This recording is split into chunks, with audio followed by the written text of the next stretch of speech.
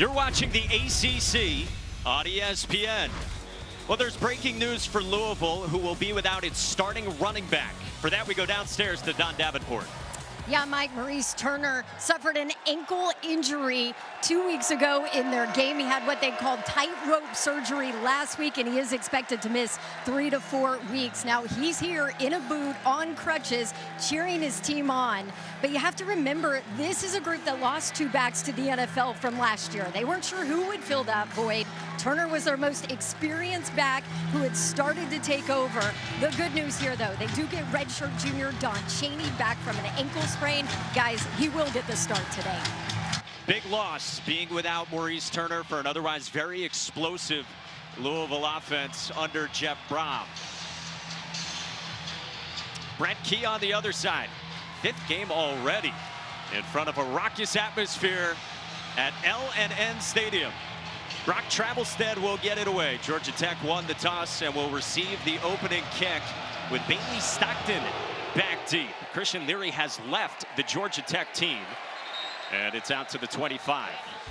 So we told you Haynes King leads the Yellow Jackets, 5th-year senior from Longview, Texas. In his 2nd season at Texas A&M, he'd won the job, but he suffered a broken leg. Won the job again in 22, but ended up transferring to Georgia Tech, where last year the dual-threat quarterback was honorable mention ACC. You talk about a guy who's got 4.4 speed. They want to utilize that speed when necessary. It's about running the ball for this offense, but a much improved quarterback in Haynes King in his 2nd season in this offense. It was a great game between these teams last year in Atlanta, and Louisville won that in the opener. King to the air to start, and he will float that toward the sideline, incomplete, in the direction of Eric Singleton.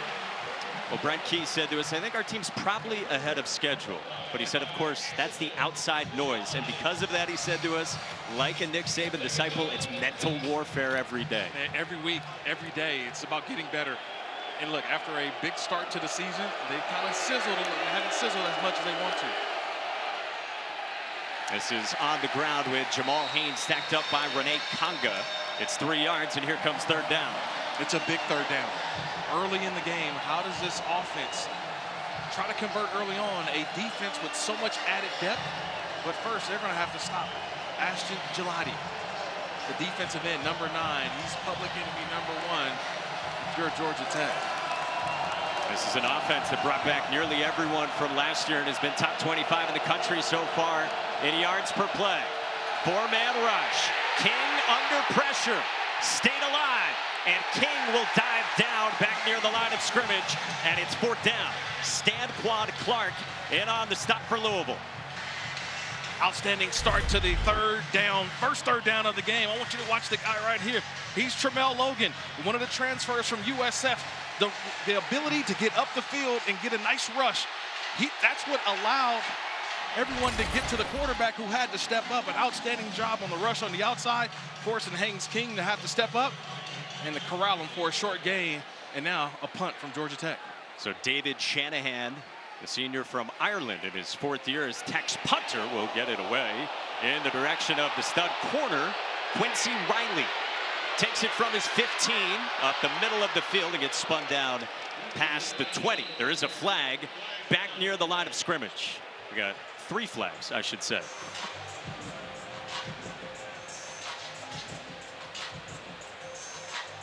We'll check in for the first time with John Newley.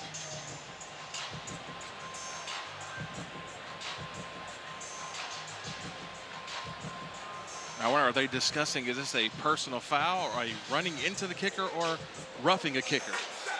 Yeah, fouls by both teams on the play. Running into the kicker. Defense, number 88. Holding. Offense, number 21. The foul's offset. No, both are on the receiving team. So some confusion, and you hear one of the officials chiming in that they're both on Louisville, the receiving team. I heard the first one at least on Jaleel Skinner, a backup tight end for running into the kicker.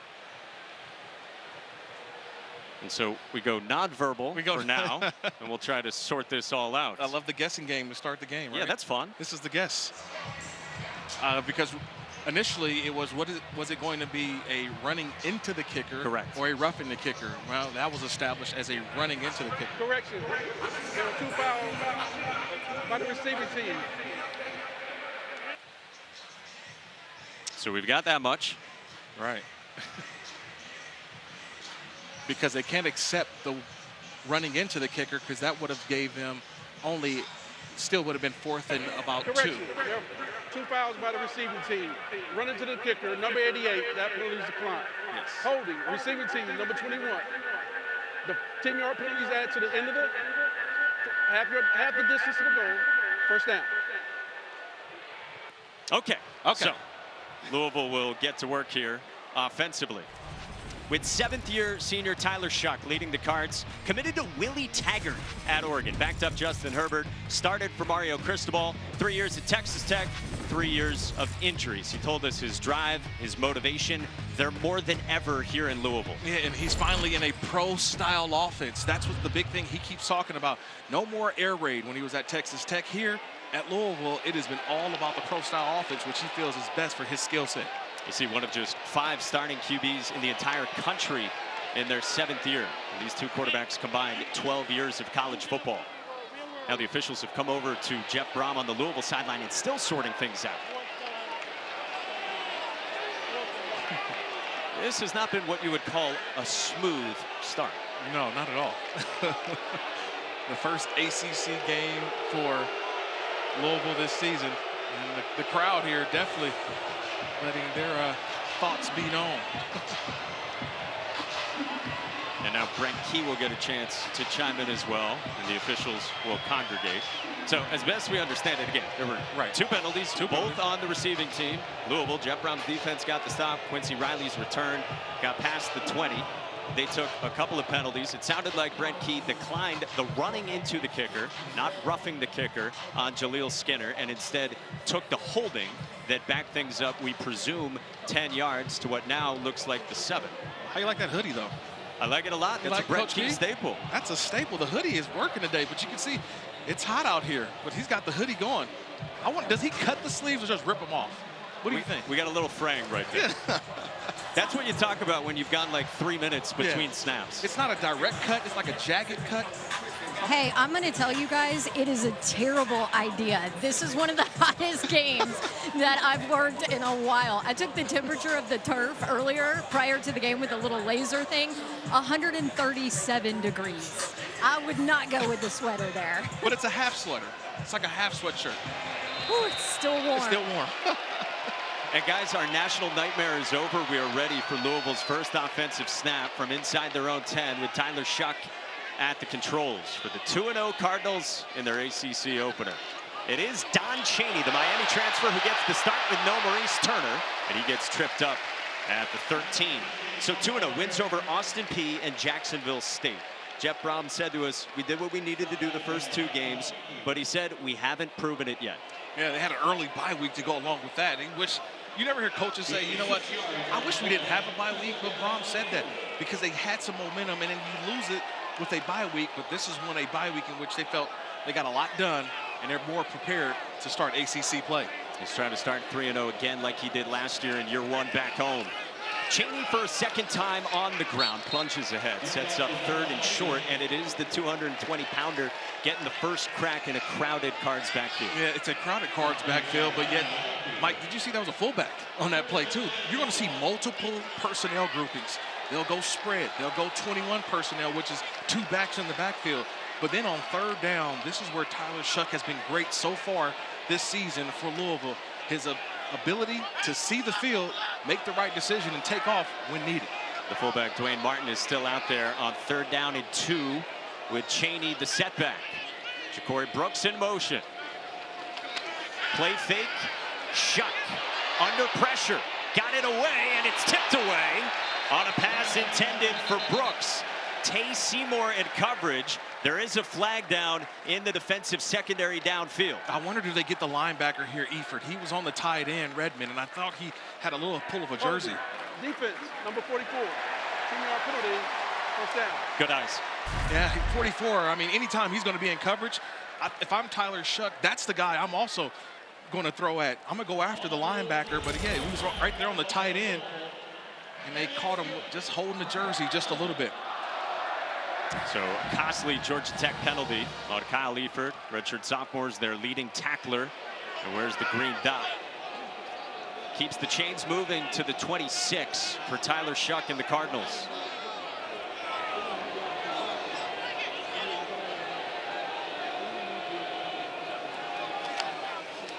Play fake again. Shuck plants, fires downfield, wants Brooks, who holds it in. In double coverage, Ja'Cory Brooks, the Alabama transfer, into plus territory. That's just a big play. They got the play action, so what they do, they held the linebackers, everybody on the inside. Watch all the action with the play fake. It's a late developing route, but Ja'Cory Brooks able to get all the way behind the defense and make a spectacular play. But what a throw from Tyler Shuck. These are the plays that he talks about with us, that he talked about with us yesterday. It's getting the ball down the field in this pro-style offense.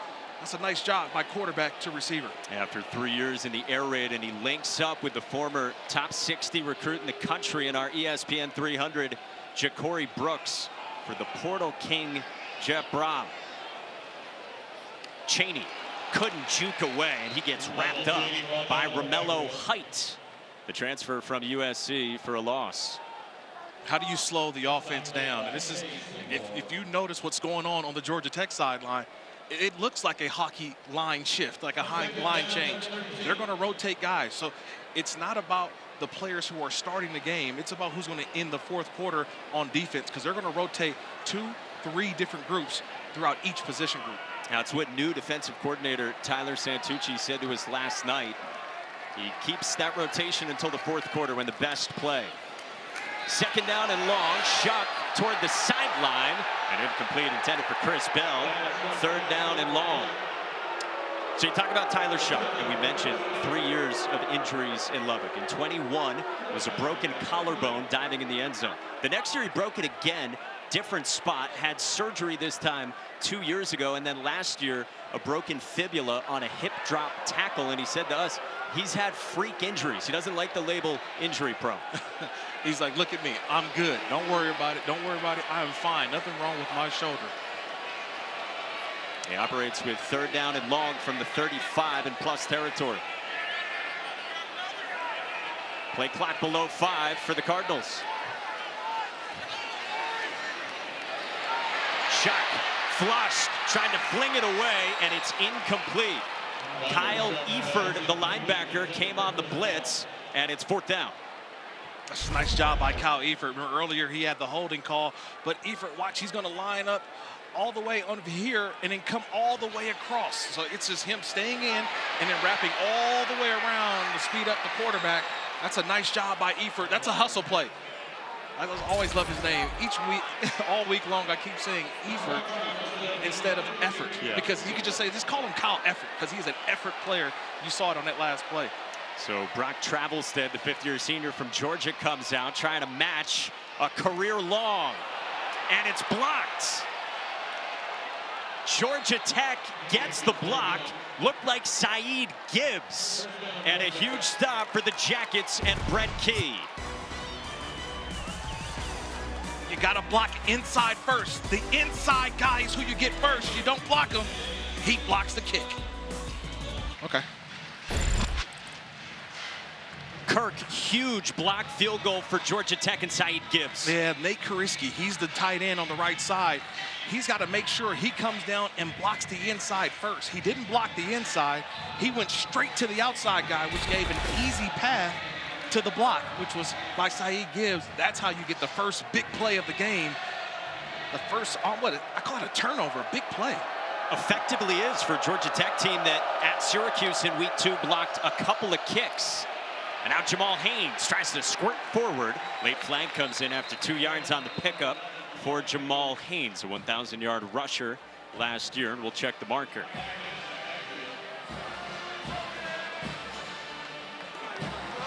Personal foul, face mask, defense, 15-yard penalty, first down.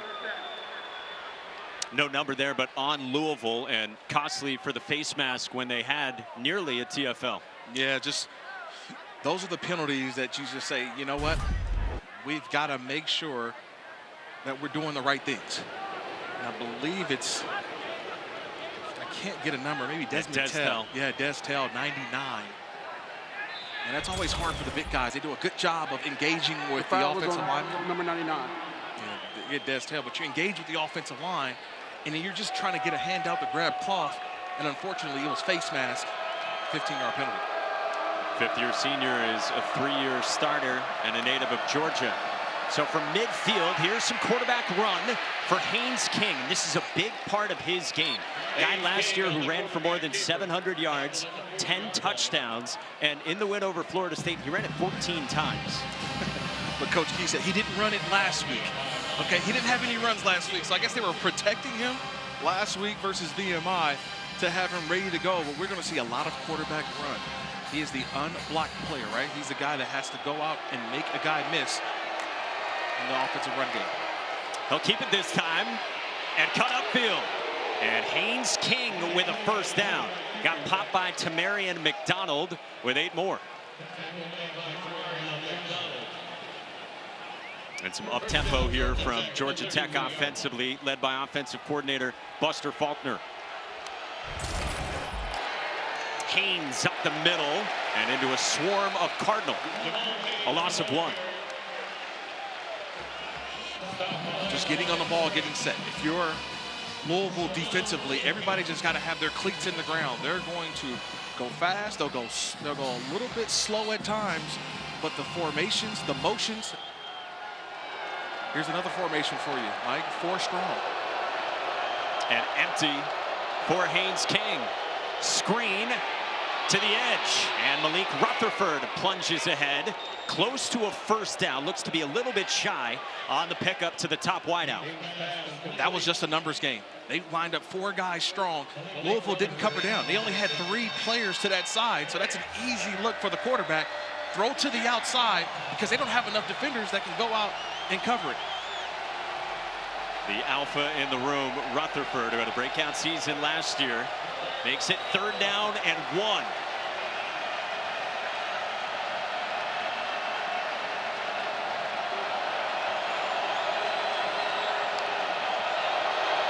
King up the middle, untouched for a touchdown. 23 yards for Haynes King, and the Jackets sting first. There is no one in the middle of the field. Look at that. Look at this area. Haynes King realizes that they run this ball, they get to the line of scrimmage, there's nobody there. There is no safety help. There is nobody in the middle of the field. Haynes King runs right through the teeth of the defense for a touchdown. When they needed him on the ground, they leaned on him there. Brent Key said to us last night, we're smart, but to play cautious with running your quarterback and holding him back, that's how people get hurt. Game 5 for the Jackets, they're gonna run the quarterback. They get the second drive of the game. They find a way to get into the end zone. It's using the quarterback. King of the Hill, part 1.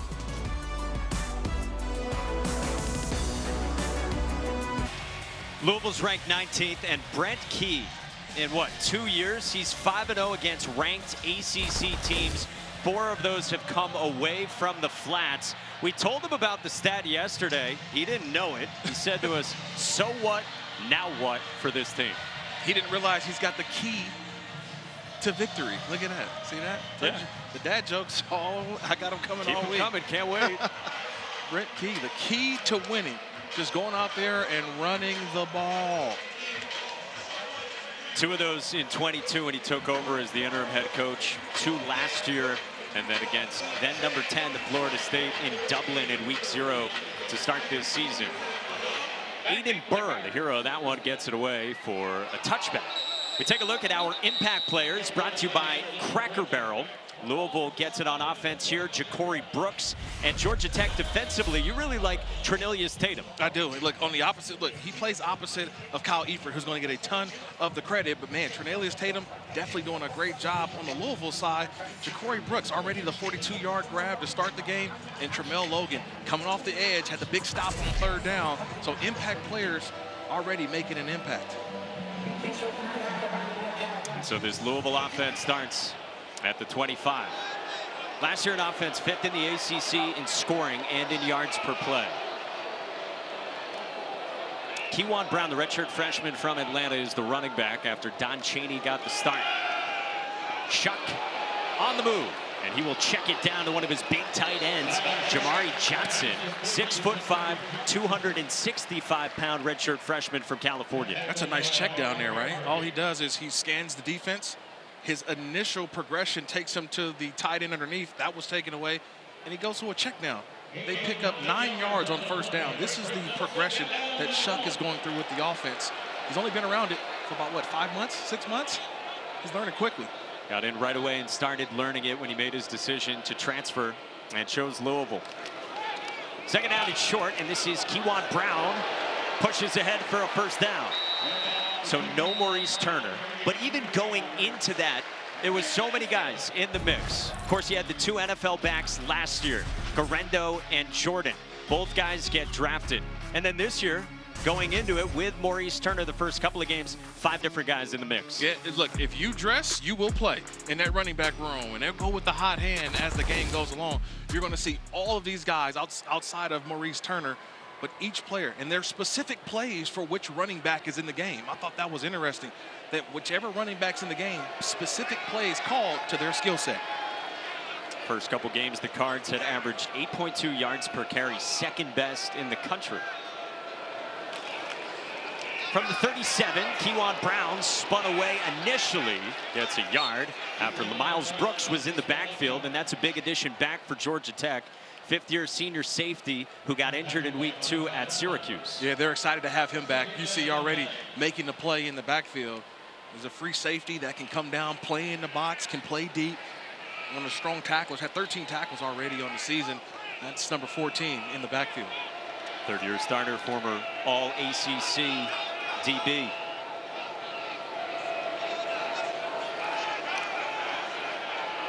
Shuck with time, and now chased. There's a late flag down, and Shuck steps out of bounds at the 45.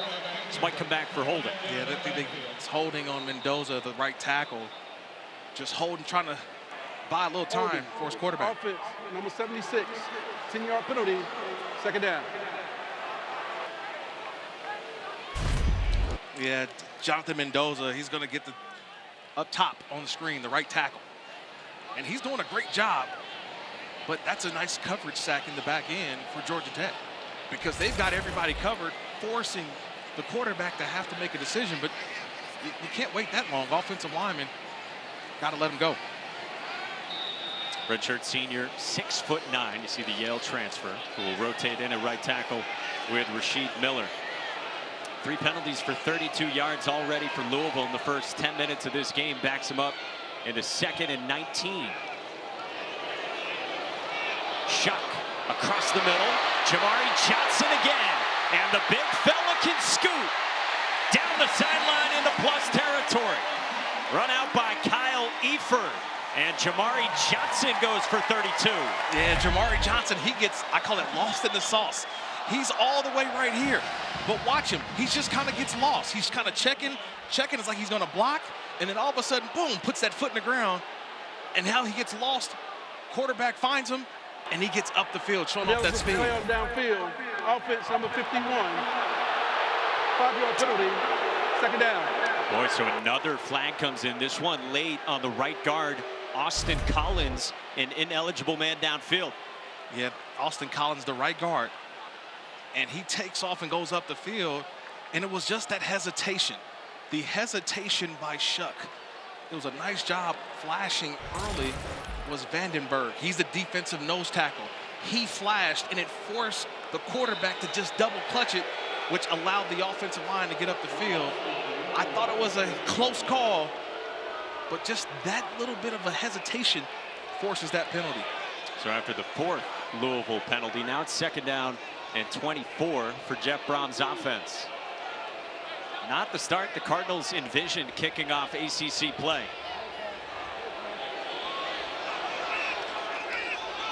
Isaac Brown, speedy, true freshman, is the running back. Takes it out to the 30, and they're very high on the native of Homestead, Florida. 5'9", leads them in rushing yards, and he's their fastest running back. Jeff Brown said to us, it's true breakaway speed that nobody else has, so we need to give him touches. Yeah, tremendous speed is what I was told. There's some guys who've got speed, but when I hear tremendous speed, that's a level that you don't see too often in college football. You mentioned, just try to get him the ball as much as possible. Third down and long.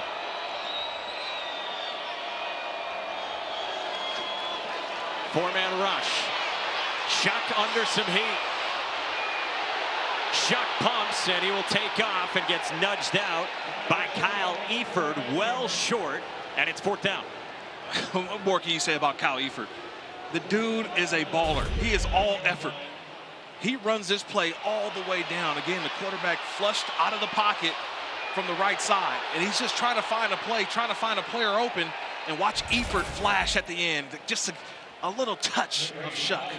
Those are the type of plays that when you go to film the next day, coaches circling Eford, who I call effort. A pure linebacker. Rodney Shelley fields it at the 4, and Shelley gets dropped at the 6. Good coverage by Louisville, and Tavion Nicholson. Georgia Tech's got the early lead. Louisville defensive lineman Ashton Gelati is a preseason first-team All-American. What's Kirk's key on him? Well, I call him the piano man because he can play up and down the keys as a 3 technique, as a 5 technique. He can control the line of scrimmage, amazing get-off, and he can also get after the passer. 11 sacks last season, 23 on his career, just 1 sack so far in the first 2 games, trying to add to that number right here. We are all in the mood for a melody from last year's runner-up for ACC Defensive Player of the Year. Yellow Jackets backed up to their 6, leading 7-0 during a 3-1 start to their season. Haynes King looking off to the sideline. Play clock is at 6. Traylon Maddox, true freshman, squirts up the middle. Made his collegiate debut last week, coming off a 2nd torn ACL last year as a senior in high school to the same knee, and he ascends to running back number 2 behind Jamal Haynes. Yeah, but they want to get him the ball too, right? He's one of those bigger backs, 6'1", 210 pounds, so it gives them some oomph. I call it the big oomph, running the ball downhill.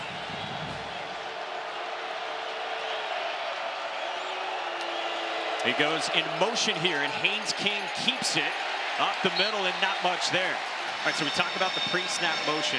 Georgia Tech is 3rd in the country in terms of how often they use that, and that's one of the big tests for Louisville's defense today. Well, the reason why they motion so much, they're trying to create angles, they're trying to create smoke and mirrors. They're trying to just throw the defense off a little bit and allow just the confusion defensively with communication that they can find a way to create a big play. 3rd down. King, quarterback draw. And now he throws it, and it's batted down. If it's a backward pass, it's in the end zone. Louisville falls on it for a touchdown. Quincy Riley batted it down, and the Cards score.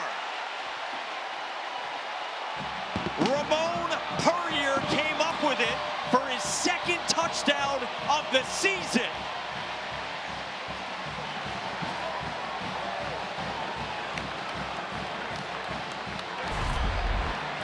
The rule on the field is the pass is backwards, covered by the defense for a touchdown.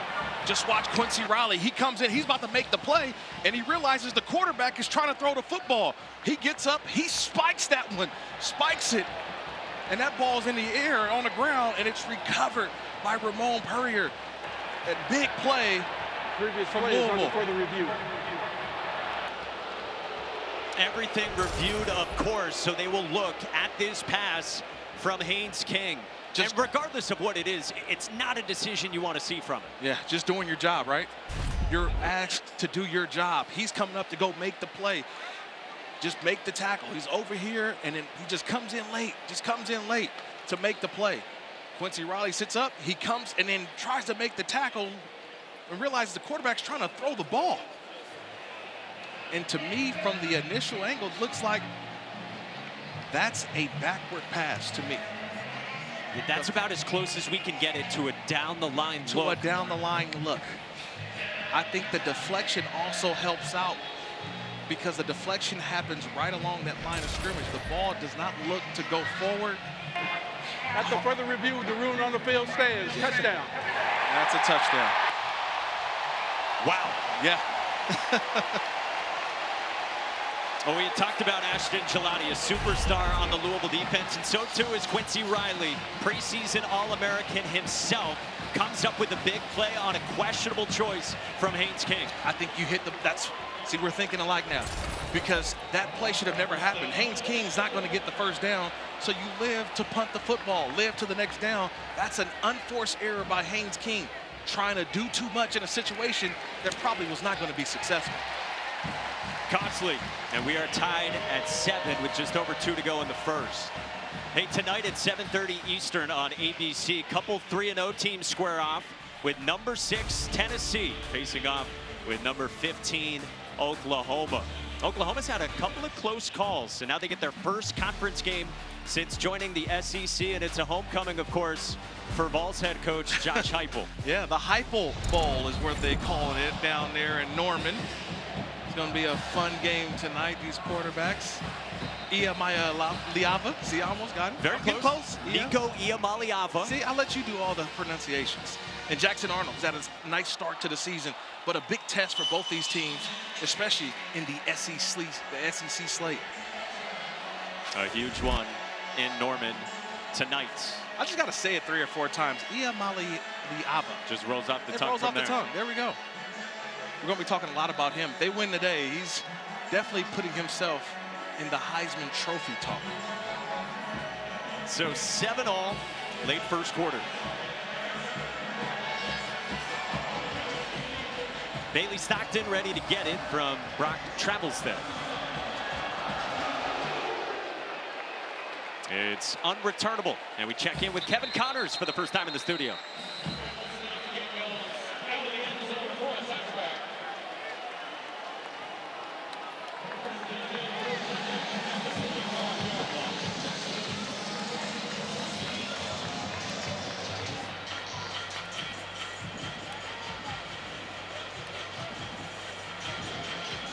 All right, so quarterback change, and McAfee said it on game day. They might only throw it 5 times today. Exactly. Get ready for it. This is one of those old Army-Navy battles almost. That's how many runs you may see from Michigan today.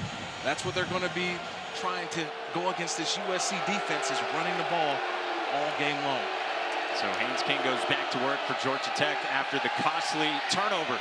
Takes a deep shot downfield for Rutherford to haul it in. Inside the 30, beating Quincy Riley in coverage for 47. Oh, I just love when we talk about impact players.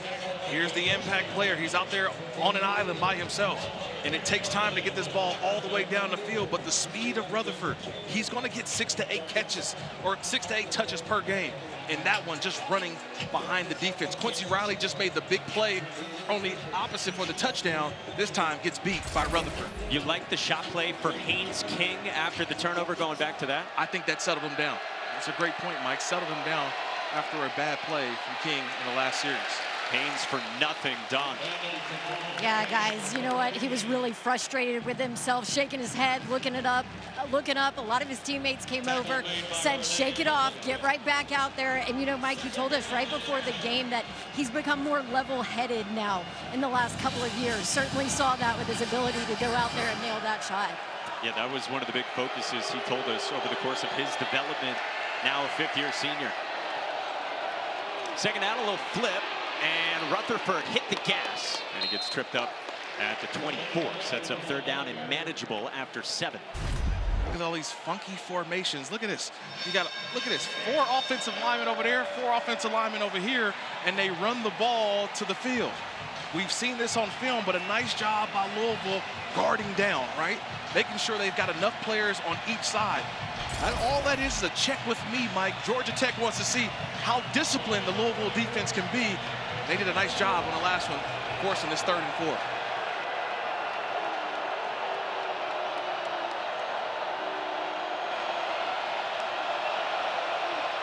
Haynes King plants, fires, and he's got it complete. and they will spot him short. Josh Beetham, the tight end, and the Michigan transfer to the 1. But there is a penalty marker back at the 26. And Beetham comes up hobbled. Eligible player downfield. Offense, number 85. He's covered up. 5-yard penalty. 3rd down. Who's on, coach? So this is also what happens when you go fast and you get in these funky formations. So the tight end was covered up. So when you had a receiver on the opposite side who's on the line of scrimmage. So it's all about who's on and who's off. And this was a mistake offensively, not talking to the official to that near side and let him know who's on and who's off because the tight end was covered up. And Beetham gets checked on the sideline. And we head to the second quarter with a pivotal 3rd down coming up for Georgia Tech. Brent Key's Yellow Jackets blocked a field goal, and then they started the scoring with the quarterback run of Haynes King. But then he had the costly turnover, and Ramon Puryear ties this up in the first. Welcome back to ESPN College Football, presented by Sling. Started the second quarter, and moments ago, Brent Key with Don Davenport. Coach, the highs, lows, mistakes, great plays. How do you regulate it? Yeah, I mean, it's ups and downs right now. Play through the first quarter. Let's settle it out in the second quarter. Start playing clean ball around. I mean, we're hurting ourselves right now with, the backwards pass right there. Just reserve the right to kick the ball, all right? And then, cover the guy up over here in the formation. So we'll get him cleaned up, settle it down, and we're playing good football, being efficient. Defense is playing good right now. We're playing fast. So let's get it settled out, settle down here in the second, and see what we can do. Appreciate you. Right, thanks. And it's incomplete on a huge 3rd down and 9 intended for the tight end, Jackson Hawes. Tamarian McDonald in coverage, 4th down for the Yellow Jackets. Yeah, nice job by Antonio Watts coming down and making the play. So sometimes they're going to check the ball down. You get good coverage in the back end. If they check it down, we got to go tackle. Go rally and tackle. That was a nice, forceful hit, short of a 1st down. So Aiden Bird comes out, the redshirt sophomore from Texas, who's 2 for 4 this year, and will try it from 46. As the walk-off hero in Dublin in week 0 against Florida State. And Aiden Bird's kick is no good. Missed it right. All 3 of his misses this year have been wide right. And we stay tied at the start of the second quarter. 7-all in Louisville.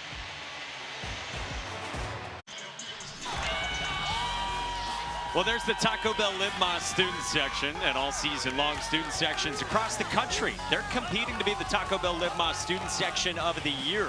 Download the Taco Bell app to learn more. A lot of excitement in Louisville after a 10-win season last year and a trip to the ACC championship game. And 10-4, the final record after those 3 straight losses down the stretch for Jeff Brom in year 1 with the Cards. Tied up early second quarter, and Tyler Shuck to the air to Ja'Cory Brooks. Slipped the tackle, and Brooks with a good gain close to a 1st down. And he will move the chains. That's a good drive starter there.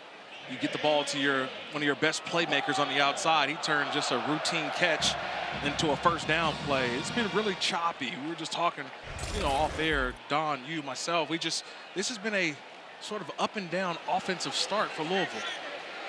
That was Don's question to Brent Key as well. How do you regulate it now for both these teams?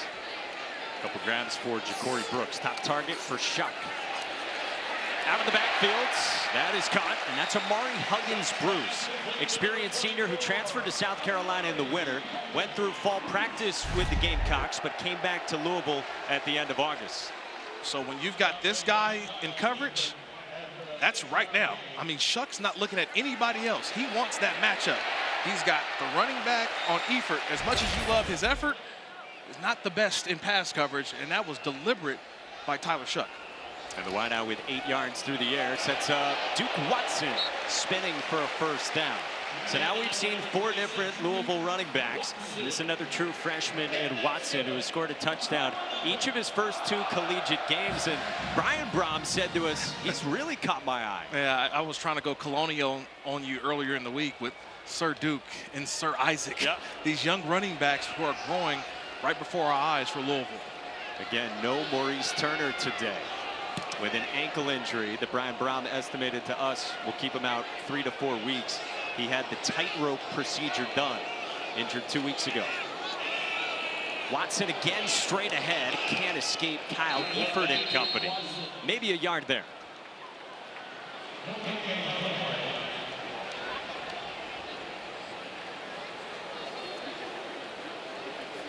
Hey, Mike, real quick, I want to hit on Maurice Turner. He told me he is already putting pressure on that foot. He feels great. He looked up some of the other guys that have had tightrope surgery. Tua, when he was at Alabama, was back in 29 days. Yeah, he said Brock Bowers back in a little over 3 weeks. He said my goal is 2.5. All right, so that's what he's thinking in getting back into this offense. A play fake for Tyler Shuck, and he throws and finds his tight end, Mark Redmond, with a fine jumping catch for a first down for the San Diego State transfer. Mark Redmond's coming into his own. He's their best all-around tight end, and he does a great job not only in blocking, but now finding a way to get open. Off the play action, just an over route by the tight end. He stands 6'5", 255. Just throw it up and let the big man go get it. That's a nice job, quarterback to tight end for the first down. A couple of years at Washington and then a couple of years for the Aztecs. Yeah, the mighty Aztecs. Your Aztecs. First down in plus territory. Shuck pulls it, pumps it, and now Shuck rolls. And Shuck will just get rid of it in the vicinity of Ja'Cory Brooks, chased by Kevin Harris, the fifth-year senior Russian. Second down. Yeah, the rotation again for Georgia Tech. They're rotating their defenders, especially along that defensive front.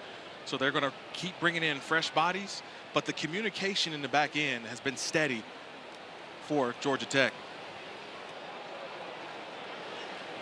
That's been the goal for Tyler Santucci. First year as the defensive coordinator after he got hired from Duke. The longtime Mike Elko disciple taking over the defense for Brent Key on the flats. Play clock at 5 for Tyler Shuck on second down. Pressure comes. Shuck stands in, and on a crosser, it's Bell. Off to the races! And Chris Bell's got the touchdown, and the Cards lead.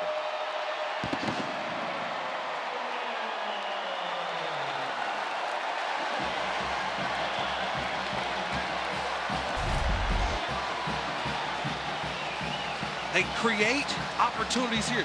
See this space over in here, all this space. You got to be able to do that. That's what happens when you have all the space and the traffic there. You got to be able to get over the top of the traffic. That time, Zachary Toby did not get over the traffic.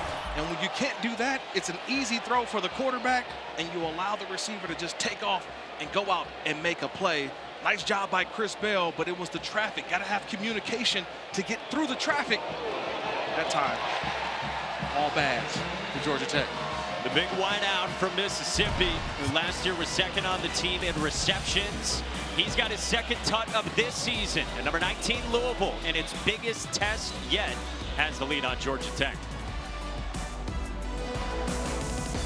App, and tonight at 8 Eastern on the ACC Network and the ESPN app, it's Boston College against Michigan State.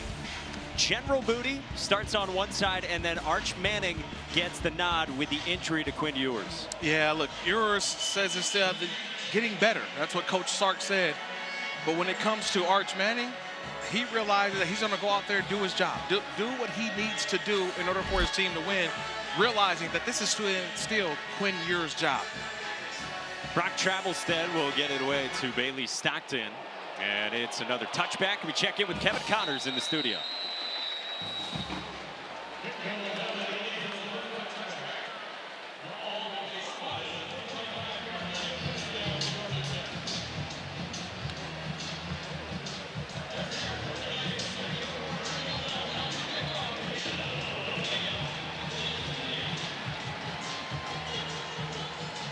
Kevin, all right, LSU fresh off that comeback win against South Carolina last weekend. Yeah, they're rolling now. You lose week 1 or week 0, week 1. Everybody's like, oh, what's wrong with LSU? Looks to be like they're right back on track. Well, Haynes King and the Yellow Jackets trying to do that themselves here. Down a touchdown early on in the second quarter at Louisville. True freshman Traylon Maddox is the running back, and there is nothing there.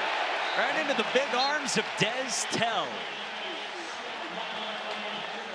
It's a defense for Louisville under the guidance of the veteran Ron English that is fast. They fly around. Yeah, they're flying around and building a wall. And you see it's multiple guys in the red shirts around the ball carrier. They know what this game is about. It's about stopping the run and not allowing the big play over their heads. Tell forced a huge fumble in the Georgia Tech game last year from Haynes King.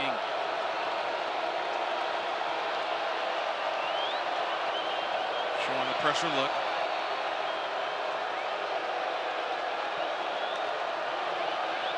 Quick throw on a screen, and this is the explosive Eric Singleton, the track star, got tripped up very close to the sticks and maybe a little bit short. And then some extracurriculars behind the play as well. Yeah, Mike, I don't know if I want to play that game with Haynes King. Showing blitz, all he did, check out of the play and said, I'll just throw a quick screen to Eric Singleton. That's his first touch of the day. And please believe they're going to get him the ball a lot more this game. That's what Buster Faulkner said to us after his freshman All-American year last season. 3rd down and 1 for the Jackets. Maddox is blown up. Tramel Logan got to him, and it's 4th down. One of your impact players. Yeah, he's making an impact. He's been doing it so far in the first half, but he's lined up on the opposite side of Gelati. Watch this move by Logan. He comes here, comes through, and boom, and makes the big play. This is what I keep talking about with Tramel Logan. He's the USF transfer, but he gets right through, squeezes through, and makes a big play in the backfield, getting this Louisville defense off the field. Guy who's nearly matched his sack production from 4 years at USF already with a big stop. And it forces a David Shanahan punt inside the 15. Quincy Riley gets dragged down. So Louisville's got the football back. They've got the lead and the momentum in their ACC opener.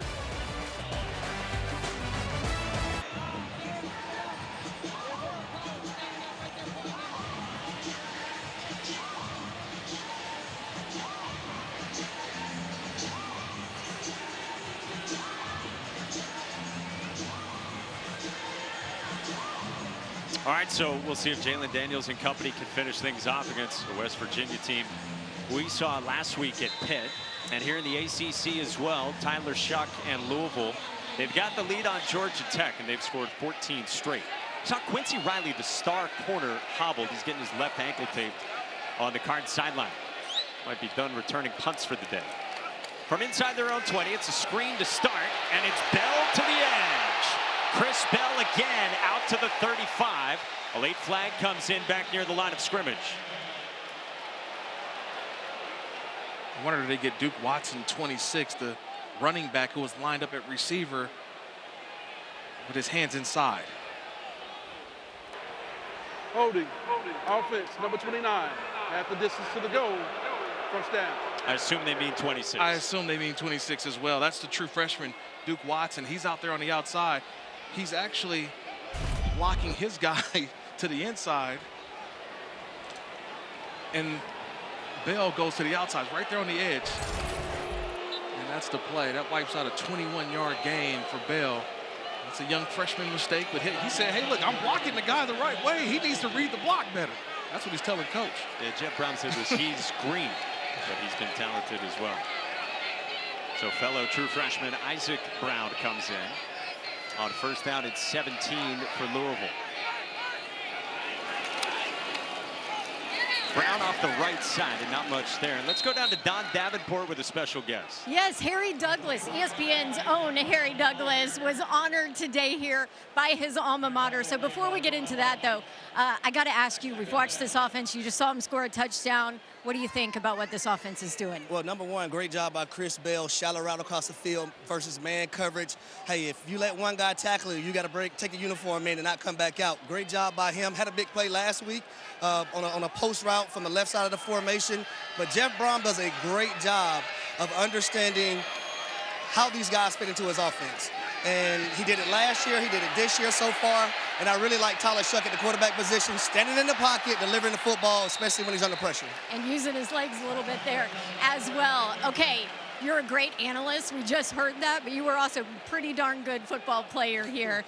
Back in 2006, I want to take you back to that. What was one of your favorite memories from that season? September 16, 2006, my birthday. We played the Miami Hurricanes. My mom is from Miami, so being able to play that university was at an all-time high for me. And we won the game, and the fans stormed the field. I would never forget that birthday ever in my life. So much fun. Harry, thank you so much for the time. We appreciate you, and congrats. No, thank you. Guys, he's a superstar down here. It took me forever to grab him because everybody wants pictures. Yeah, today into the Ring of Honor. And on third down, a crosser. It's Harry's guy, Chris Bell again. Plenty of running room for Bell with a juke. And he hangs onto the football inside the 40. Well, Harry could call some of these offensive plays right now for Jeff Brom. I know he's excited because he just talked about what was the play. The shallow cross from Chris Bell. He's right up here, and Chris Bell again is going to come right down the line, and no one's going to pick up Chris Bell. It's the shallow cross, and Georgia Tech has not picked it up yet. That's an easy throw from the quarterback, and allowing Chris Bell, 6'2", 220 pounds in open field. You can see, tough to tackle, and another big gain for the Louisville offense. 45 there, and Louisville's third pass of at least 35 in this first half. This is on the ground. Don Chaney cannot escape, and he gets dragged down on the play by Thomas Gore, the sixth-year senior and the transfer from Miami. You said as a DB or as a linebacker, you got to pick through all the traffic. You got to. It's just communication. Are you playing zone? Are you playing man? When you're playing zone, then everybody can pass those routes off. But if you're going to play man, you've got to communicate and have someone on there. This is where Tyler Santucci, defensive coordinator for Georgia Tech, may have to switch up his game plan with all of these underneath crossing routes.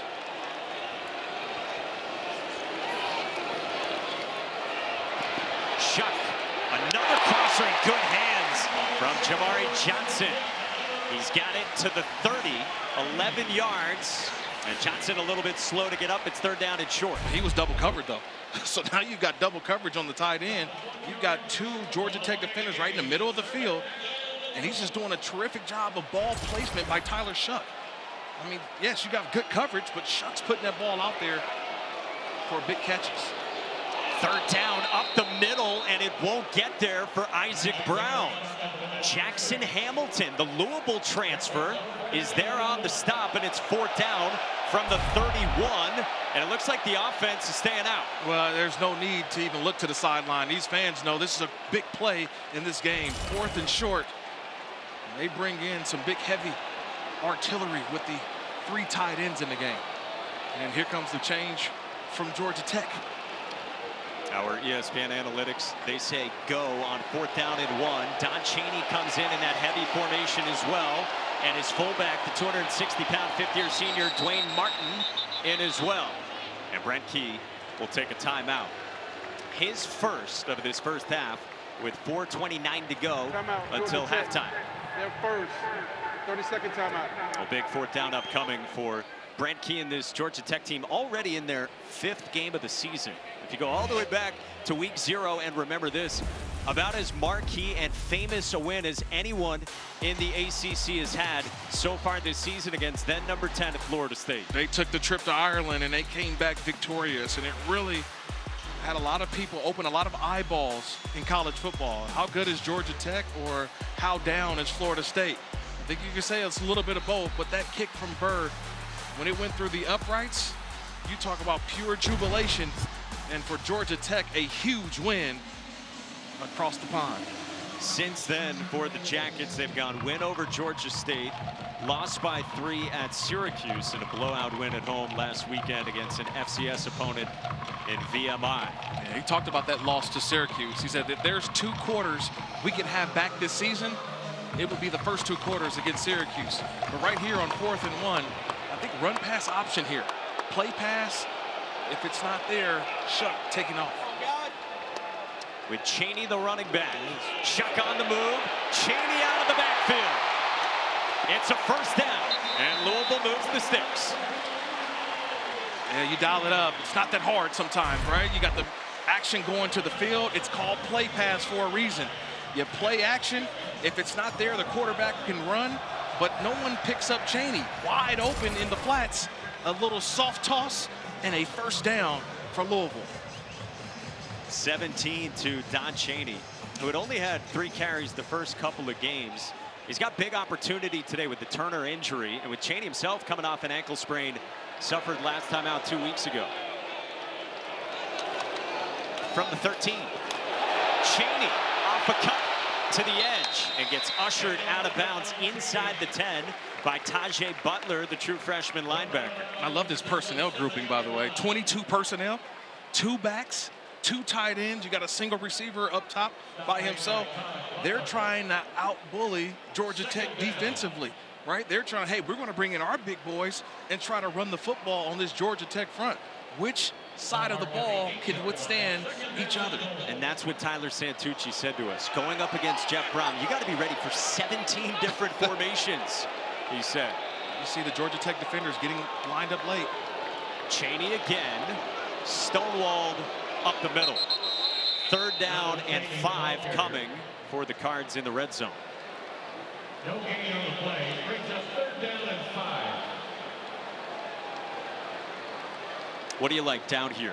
3rd down on a drive that's already gone 9 plays in more than 6 minutes. Well, one thing that we've seen has been the underneath crossers. I got the balls on the right hash. Always look at something toward the field. There's a lot of open green grass. Seeing a motion come back, but something to that open side of the field. Georgia Tech being given the chance to substitute as well after Louisville made changes.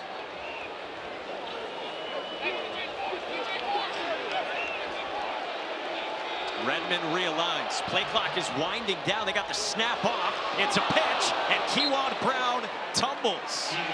Jackson Hamilton was on the scene. It's a loss on the play, and it's 4th down. I think that, yeah, you wait to let this clock go all the way down to the 2-minute timeout. But just a misstep. They had it. He tried to cut on the inside, tried to cut off the inside foot. Always difficult. When you cut, you try to cut off the right on the outside to get you going north and south. That time, Brown tried to cut off the inside foot, and that's where he fell. So we hit the 2-minute timeout, and Jeff Brom's team will try to make it a 10-point lead when we come back to Louisville.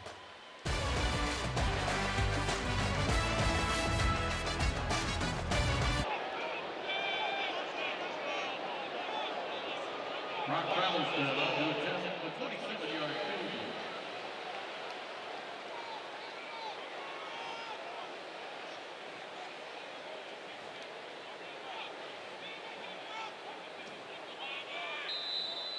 Okay. All right, Kev, yeah, it's a whole new world here in ACC country as we know it, as we have known it.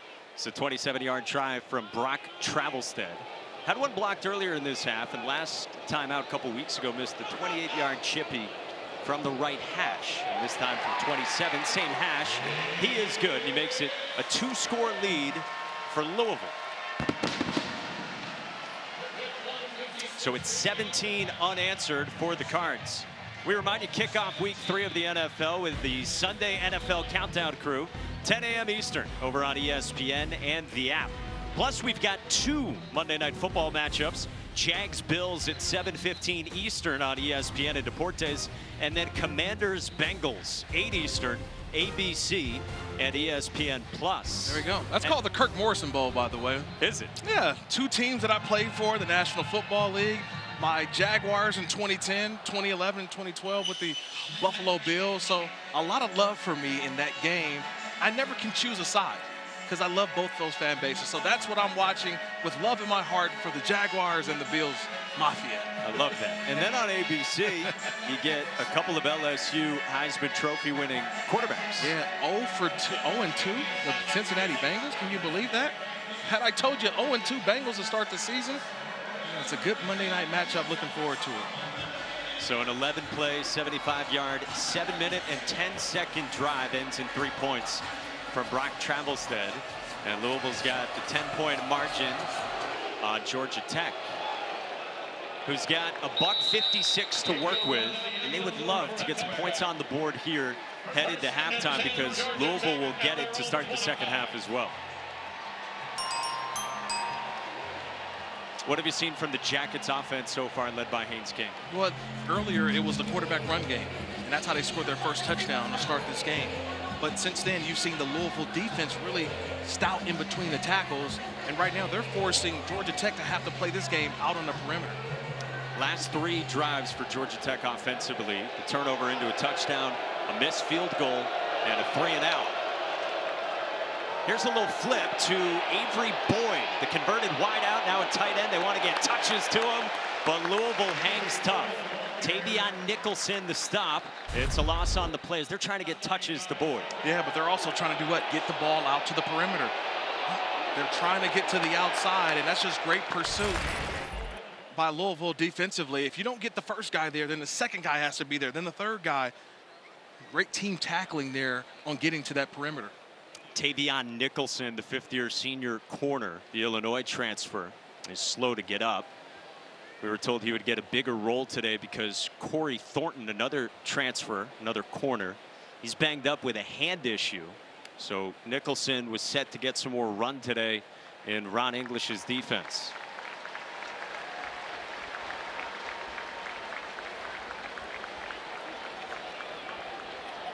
Another defense for Louisville, like Georgia Tech, they try to rotate through a lot of guys, especially on the back end. Yeah, rotating guys, and he's just a little shaken up there. Big tackle, head across, nice job. But sometimes it seems like the easiest tackles are the ones that get you the most. So Tayon Holloway comes in, Richard sophomore, a transfer from North Carolina. And it's 2nd down and long for the Jackets. Haynes King thought about a deep shot, checks it down. This is Rutherford in a search for space. Ducks down at the 27, picks up 4, and 3rd down and 8 coming with 90 seconds to go on a turning clock. Yeah, that's a tremendous job by the safeties for Louisville. They wanted to hit Eric Singleton streaking down the middle of the field, but with both safeties covering Singleton, forced Haynes King to have to check the ball down to Rutherford, but they picked up some positive yards with a big 3rd and 8 here as this clock starts to dwindle closer to a minute. Probably trying to toe the line between getting something, but also not leaving Louisville with too much if you don't convert. On 3rd down, King checked down again. Haynes with a cut for a 1st down. And now Georgia Tech's out to the 38. Still 56 seconds to work with and a couple of timeouts. Yeah, this is a great job of making the fake and getting upfield. That should have been short of the 1st down, but you make one guy miss.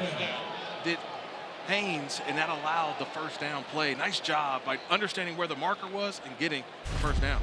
And now this is Quincy Riley down. Already got that left ankle taped earlier in the half. Yeah, just watch the end of the play. Haynes knows where that marker is. He's aware.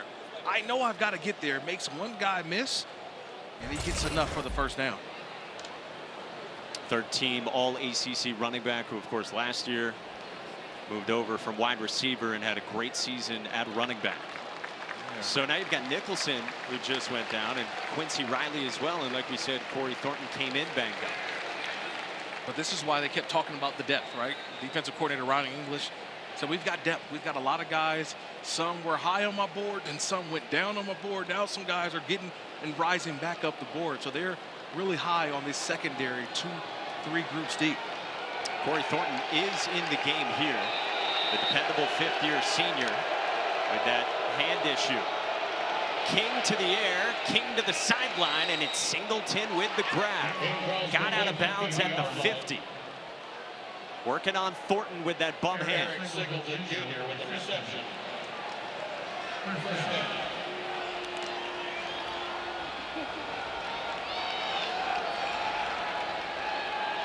So 12 yards from midfield. Jackets try to get something before halftime.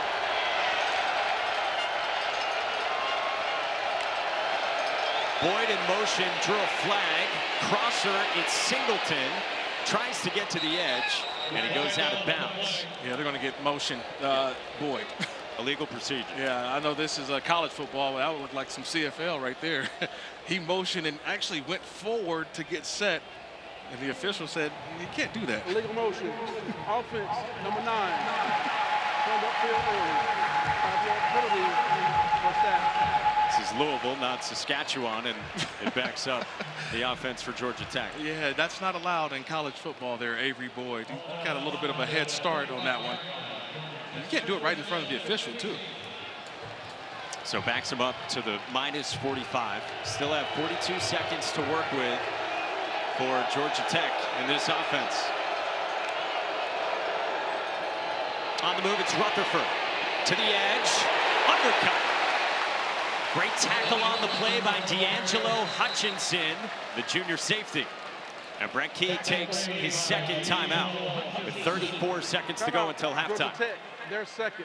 This will be a 30-second timeout. Well, Georgia Tech trails by 10, and they've been hindered by some miscues in this first half. Yeah, just very uncharacteristic. Haynes King earlier in the game tries to throw the ball backwards, and that was batted. Falls in the end zone, recovered for a touchdown, and then Burr, the missed field goal to the right. And that's the reason why their score is 17-7 right now, Louisville. Just some uncharacteristic mistakes for Georgia Tech. Brent Key had said to us, and you mentioned this, that of the 4 games they had played coming in, of all the quarters, he only didn't like 2 of them. First 2 in that Syracuse game on the road, and the second ACC game for Georgia Tech. Otherwise, he's been pleased with this group, but he knew there was a lot of room to grow still. Yeah, and each week is about growing. And they understand that, they see that, but after this game, they finally get a break. You know, they're going to get a bye week. They're looking forward to that bye week because this is some uncharacteristic mistakes that they're just making. Maybe have to go back to the fundamentals. 1 timeout left. Out of the timeout, King to throw. King, deep shot for Singleton, who comes back to make the catch. To the 3-yard line, their downfield threat, Eric Singleton, for 51. And how does he get behind the defense? It's 2-minute drill, and you just get behind the defense. The most explosive player on their offense gets in between the hashes, wide open, and Devin Neal, the safety, everybody's retreating. Unfortunate to get beat behind. Their downfield threat, Buster Faulkner said to us, showing off the speed. First and goal, King rolls. King will just throw that out the back of the end zone with Isaiah Canyon, the freshman, getting some run in the vicinity. Yeah, I'm just shocked because as a defense, everything has to be in front of you. No one gets behind you, especially when you're this late in the half. So you hope that they throw something deep because you're going to have safeties in cover 2, 19 seconds. cover 4. But to have someone running through the teeth of a defense, just shocking. But a nice job, but a terrific throw from the quarterback, though. Singleton hanging on with the catch. A nice standing throw from Haynes King. And now Zach Pyron, the backup quarterback, the short yardage specialist with 3 rushing touchdowns, comes in up the middle. Pyron toward the goal line, and he is short. 3rd down coming up, 13 seconds left, and Brent Key uses his final timeout. Ashton Gelati in on the stop. Nice job by Ashton Gelati. Their 3rd and final. This will be a 30-second timeout. Well, Georgia Tech knocking on the door of points, and you said you were surprised Louisville allowed Singleton to get behind him. Yeah, look at the safeties all retreating. They're running like, wait, no one's playing deep? Like, this is right before the half. You've got to go make sure that nothing, if you can't read the player's name on his back, you're not deep enough. And so that was just a miscommunication on a defensive play, allowing Singleton to get behind the defense, the concentration to hold on to that football. That's a big play from King to Singleton. And we'll see if Zach Pyron comes back out now after he tried that run up the middle, something they love doing in this role to alleviate some of the hits off of Haynes King. And also because Pyron's 220, he's downhill, and they like him in this role. But for now on the sideline here, and Haynes King back out for the Jackets. 13 seconds, 3rd down and goal from inside the 1. I keep it in my quarterback's hands. Haynes King earlier had the rushing touchdown. No timeouts. I still want to keep the ball in my quarterback's hands, but give him the run pass option that if it's not there, he throws the ball away with no timeouts left. 12 personnel with the 2 tight ends now to the left side. Haynes King to throw. Incomplete. Thornton defended it well on Rutherford. 4th down, and are you okay with the decision to throw there? Yeah, I'm okay with it. You have no timeouts. If they run the football, it's going to take forever, and the clock runs out, and you miss out on the points. I figured it would be the run-pass option, but it was a nice job by Tramel Logan, who's in there, keeping his eyes on the quarterback. So that ball's either got to be thrown away, or you got to run to the sideline, to the pylon. That was both taken away. And the offense stays out there. I don't know what this call's about. You got an opportunity to get points. You're going for it on 4th down. Down by 10, Jamal Haynes into the end zone. Brent Key gambles, and the Jackets get 6 before halftime.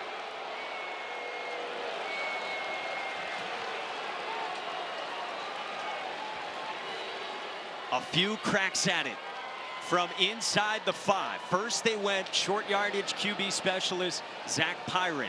Then without a timeout to the air, starting at 13 seconds, they gamble on 4th and goal, and Jamal Haynes is in. You talk about having the alumni on your back. That's Britt Key, the alumni of Georgia Tech, the faith in the head coach to put it in the running back's hands for a touchdown. That's a gutsy call there by Britt Key right before the half. And what a drive. They cover 75 yards on 10 plays in a minute 53.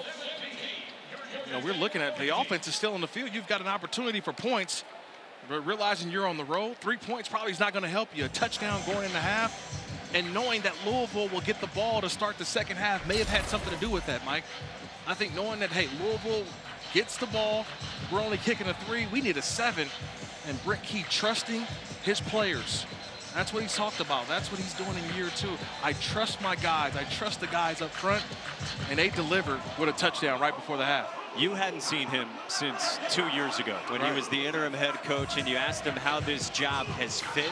He told us he is consumed by it every day of the year. Yeah. Said he loves it, loves it. He leaves his family in the morning, gives them a hug and a kiss goodbye, and it's all about Georgia Tech football and how he can be better, how we can be better. And he talks about it. He knows it's not just him. He feels the entire program together.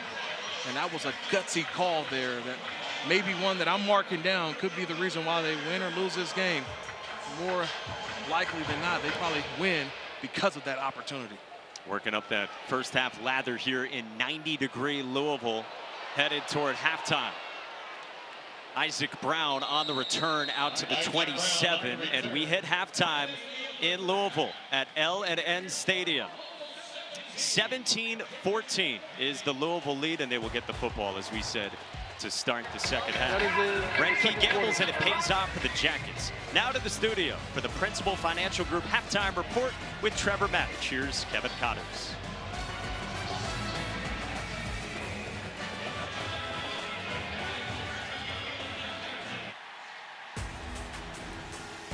Welcome back to ESPN College Football, presented by Sling. You're watching the ACC on ESPN from Louisville, and a really appetizing ACC matchup, Georgia Tech and Louisville. Kirk Morrison, Mike Monaco, Don Davenport back with you. What's got to happen here in the second half on both sides? Okay, so this is what I think right now. When you look at the way this game is played out, it's been explosive plays and mistakes. Which team can eliminate the mistakes? And also, the explosives are great, but if you can limit those explosives, which team handles third down the best? That's what I'm looking in the second half. Put some drives together. Convert on third downs. That's what I want to see from each team, because I think that's how they're going to get this game or come away with the victory. I mentioned that third down. Both teams 2 for 7 for Georgia Tech, 1 of 5 for Louisville. That tells me that you're not converting. That means that you're not putting drives together. You're relying on the big play. Try to rely on a demoralizing drive, and I think first off, Louisville has that opportunity to start start the second half. Georgia Tech already 3-1, best start since 2017, and Louisville, ACC opener, playoff on the mind this year. Let's check in with Don Davenport. The struggles are on us. That was what Georgia Tech head coach Brent Key told his team at the break. He said, we have got to play smarter football. This is exactly what can happen when you're on the road in a conference game. He's asking his team to pull it together just a little bit more. Now, on the other side, guys, Coach Jeff Brom needs everything to get better on offense. He said I could sense his frustration, pointed out the lack of run game. They're not getting enough push up front, and that has to change here in the second half. Yet neither team, Don, ran it really much at all. Yellow Jackets for 38 yards on the ground. Cards for one better at 39. Tyler Shuck on the move, and he will dive down past the 25, picks up a few. What do you want to see from Louisville's offense this half? Yeah, just positive plays. I love when I say positive plays like that last one. There was nothing there, but Tyler Shuck goes and picks up 3+ yards. That sets them up for 2nd and 7. That gets them closer to converting on 3rd down if they don't get it here on 2nd. But those are the plays that they have to continue to pile up. Only their 3rd game of the season. Brian Braun, the offensive coordinator, brother Jeff, calls the plays for the Cards. 2nd down, Shuck out of the hands of Brooks, and there is a flag back near the pocket of Tyler Shuck. They've had troubles on this right tackle all game long. Holding. Offense. Number 76. 10-yard penalty. 2nd down. It's on John Mendoza again, the right tackle, who in the first half on the sideline drew the ire of Jeff Brom, part of the rotation over there with Rasheed Miller. Yeah, the right tackle position is one, and they've got a rotation there. You mentioned Rasheed Miller as well, trying to solidify that spot. I keep mentioning it. This is only their 3rd game of the season, so they're not settled at one of their offensive line spots. So we're going to see this battle, competition throughout the game. And which guy, is it Rasheed Miller or Mendoza, who finally solidifies that spot? Injuries mounted, especially in the secondary for Louisville in that first half. And of course, without running back Maurice Turner for the next few weeks. Shuck plants, whips it, and it's Brooks. Out of bounds near the 35. Ja'Cory Brooks sets up 3rd down. You go from what would have been, 2nd and 7. Now you had a 2nd and 17, and then you just casually go back in the pocket, get some good protection. And this is what excites you about Tyler Shuck. Just plants that back foot and delivers a strike to the sideline for a pickup of 16 yards. You talk about getting back on track. That's a quarterback-receiver connection we've seen a lot today. Brooks just short of the marker. So now a whole bunch of tight ends come in with Shuck under center, and one of those pivotal 3rd downs right out of the chute for you. Cheney up the middle, and he barrels ahead for a 1st down.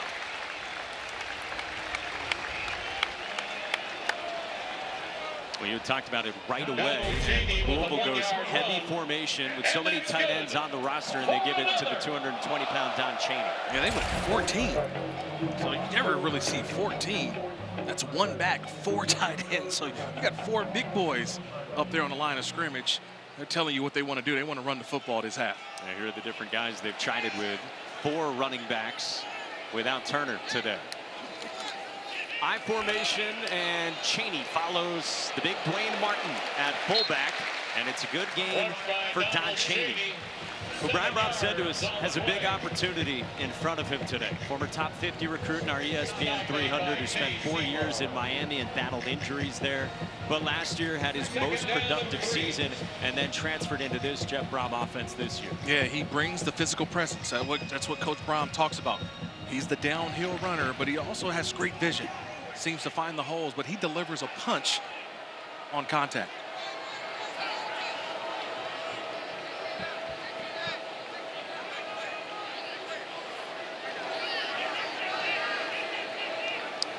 Out of the eye again.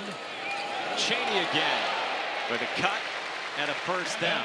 So showing a commitment to the run game here to start this 3rd quarter. Yeah, it's like old Pop Warner football, right? 21 personnel, 2 backs, 1 tight end. You get a puller. It's just power right. And you allow Cheney to find the hole, pick the hole where he cuts it back, keeps it front side, gets a nice couple of good gain, positive gains, and then he comes to the sideline and gets a breather. Had only 7 yards on the ground in the first half. He's got 14 here on this drive, and in 90-degree weather gets a breather. Here's a little flip. Back to Shuck. Set up a screen, and Jaden Thompson is on the move with running room. Thompson a stiff arm. Still on his feet, and bumped out of bounds inside the 25. There's a flag back near where the pass was thrown by Shuck.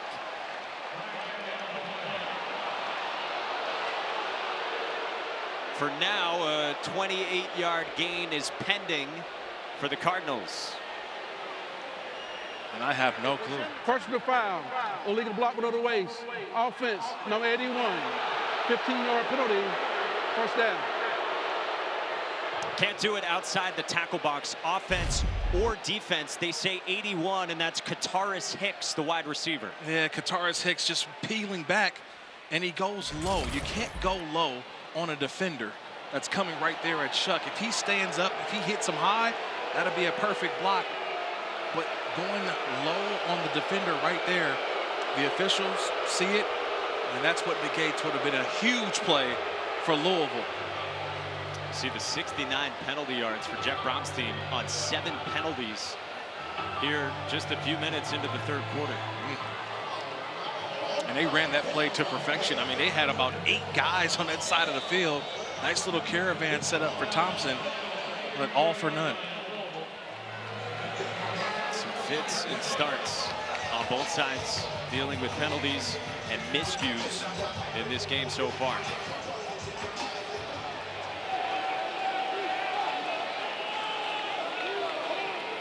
The speedy freshman Isaac Brown is the running back, and he gets it out of the backfield, trying to make Eford miss, and he can't. Boy, how fun is Kyle Eford, the king of the neck roll, who says it's born out of necessity. Last year, he got another stinger. The trainers recommended it, and this guy just oozes linebacker. Yeah, he does, and he's tired of Louisville trying to pick on him.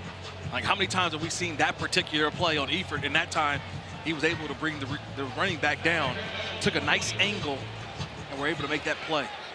Solid play by Eford. He's got 7 tackles, and it's second down and 22. Shuck. Deep ball for Brooks, and it's incomplete. Done. Guys, I want to go back to Kyle Eford. He's a self-described old-school linebacker, said he wore the neck roll last year for the first time and then fell in love with how it feels when he's making contact. His older brother, a professional soccer player overseas. Kyle also started in soccer at 5 years old, but get this, he would get red carded all the time because he was too physical. So his parents said, okay, we got to get him into a full contact sport. He craves that contact. The self-described son of a blue-collar dad who worked in landscaping. Kyle says it takes 3 or 4 linebackers to get the jersey over the neck roll. Amari Harvey was in coverage there on Brooks, and now it's third down and long. 3-man rush. Shuck moves in the pocket. Downfield again into coverage for Johnson, who could not hang on. 3 Jackets on the scene, including Saeed Gibbs. Fourth down. Oh, and Tyler Shuck took a shot. Delivering his football, he tried to wait and let Johnson get deep down the field. Great to see Shuck get back on his feet. But watch at the end of the play, he takes a shot there at the end. But Johnson actually had the ball but could not maintain possession once he hit the ground. Would have been a tremendous catch. A little bit of a grab there at the end. It looks like that was Burrell. But a little bit of a grab, but just unable to corral that football. And Johnson, no, he missed an opportunity. And now Louisville gets the punt away from Brady Hodges, and a fair catch signal for Georgia Tech right near the 25, and Rodney Shelley. Booze rained down. Louisville stops and starts with some penalties on the drive. Georgia Tech has it next. Brent Key on the road keeps every room in the hotel at 67 degrees. So we follow the evolution of sweat on a 90-degree day. It is warm, and we're all sweating here down Davenport. Yeah, Mike, one of the hotter games I have been a part of, and we were at Texas week 1, so that's saying a lot. Temp on the field, 137 on that turf when we started. We got some cloud cover. It's gone down to 102 now. Buck 37 off the turf here at L&N Stadium. Georgia Tech with it offensively for the first time in the second half, and Malik Rutherford has a first down from Haynes King. Getting the ball in playmakers' hands early, right? Rutherford, Singleton, those are the guys that need to touch the ball. They have been the positive plays for this offense.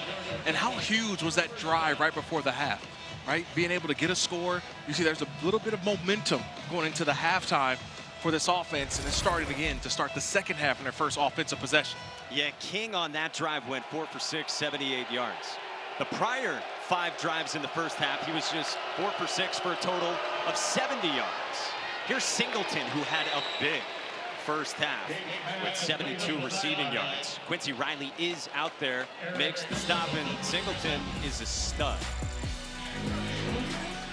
What a dangerous combo of strength and speed from Eric. Squatted 510 pounds this spring. He's a dual sport star on the track, all ACC last year with a 10.32 in the 100. Guys, not happy with his speed rank on the college football video game, just 92. Even tweeted about it. He said he should be at 97. Haynes up the middle on a second down to carry it. He's got enough for a first down. Yeah, he's a game breaker. I loved watching him all week on film, because whenever you see him out there on the field, they're just trying to get the ball. Number two is just like running at a different speed than everybody else on the field. How many different ways can they get him the football? He's not just a receiver. They also send him on the end arounds, a lot of run action. As many times you can get Singleton the ball, you have to. He's that kind of player. Yeah, Buster Faulkner said to us, we got to find ways to keep him involved. Haynes King fires downfield, and it's a drop for Singleton, who has had some shades of that the first 4 games of the season for the Jackets. Yeah, I don't fault him on this one, though, Okay. Mike. I think that ball's thrown behind him. Remember how fast he is? Well, he gets all the way to the top of the route, and as fast as he is, he couldn't contort his body to come all the way back to that football. I'll put that one on the quarterback. That's what happens when you have such a speedy guy. It's hard to be accurate at times because you want to put the ball right in the front of him. That time, not able to adjust going back to the ball. He's got 4 for 81 in this game so far. King to the air again, seam shot, Avery Boyd. Well, they want him involved as well, and the converted tight end has been a monster so far this year. Up the seam Saturday. If you don't guard the seam, this is what happens. The tight end is right here. He's a tight end. So you look at him, he's almost like a receiver. I think you see the defender does not take a look at him at all. There's no reroute, and you allow the tight end to just man through the middle. His first reception of the day, 28 yards for Avery Boyd. Moved him to tight end in the winter. Haynes King, his first carry since that fumble on the backwards pass that ended up in a Louisville defensive touchdown. Doesn't amount to much. That's a big challenge, though, defensively for Louisville, because Avery Boyd, just going back to that previous play, they call him a tight end, but he's really a receiver, though. So when he's lined up out there, you're not expecting the guy who's the tight end by trade to run through the middle of the field, and that's what happens, miscommunication for Louisville defensively. They go 5 wide here for Haynes King on second down. Crosser, Chase Lane, and the 6th-year senior gets to the edge, and they've got popped. Right on the boundary by Tavion Nicholson after 9 yards, and it's 3rd down and 1. Delivering the boom was Nicholson, but Georgia Tech took a page out of the Louisville book, right, with the underneath crosser. Nobody picks up Lane, and he's able to get positive yards and sets up this 3rd and short. What do you like here on 3rd down? Again, Haynes King, right? I think this is 4-down territory, but keeping the ball in Haynes King's hand. Read option, quarterback up the middle. We talked about how important 3rd downs are. Jackets 2 for 7 so far. Jamal Haynes up the middle. Did he get enough of a push? It's going to be very close. They spot as they come in right on the 15-yard line, and he might have enough. Yeah, they went with the read option. That time handing the ball off to Haynes. And it's 4th down. So Haynes hands off to Haynes. So who gets the ball? I'll tell you this. Haynes is going to keep it. Whether it's the running back or the quarterback, somebody named Haynes is going to have this football here on 4th down. You saw Brent Key just point right back to his offense, trusting them again for a 2nd time on 4th down. Jamal Haynes up the middle and converts. Well, you sensed it was coming, that it was 4-down territory on this drive, and we saw how Brent Key handled it before halftime. Well, I was going to be correct either way. I was 50% on either. You're a Haynes genius. King or Jamal Haynes. One of those guys, we're going to hold that ball or get that ball on 4th down. Again, relying on that offensive line. Go back to what happened right before the half. They relied on that offensive line. They got the push and they got into the end zone for a touchdown. This time getting the yard needed to convert on 4th down. This will be the 10th play of a clock-chewing drive for Georgia Tech, who is down by 10. Traylon Maddox with a burst up the middle, and he carries Miles Jernigan inside the 5. Both teams showing that commitment to the run out of halftime. Yeah, I love this. This is a team that likes to go fast. So when you go fast, and for sometimes they're just slowing things down on this drive. Think about it, slowing things down. And it seems that they're getting some positive plays. They're allowing the guys to get on the line of scrimmage and get their blocks. They're not moving fast like they normally do. Those 8 yards, the longest by a Georgia Tech running back on any carry. Haynes King straight ahead. And Haynes King appears to be close to a first down on his second down carry. Love this drive, methodical, right? They're just moving the ball methodically down the field. How many different guys have touched the ball, Mike? You've had Boyd, we've seen Singleton, we've seen Chaney, we've seen Lane. So everybody's got involved in this drive. And you got to feel positive again. It's going to be 4-down territory regardless of what happens here on 3rd and 1. Yeah, a little bit short, 3rd and 1. 12th play of the drive coming for the Yellow Jackets.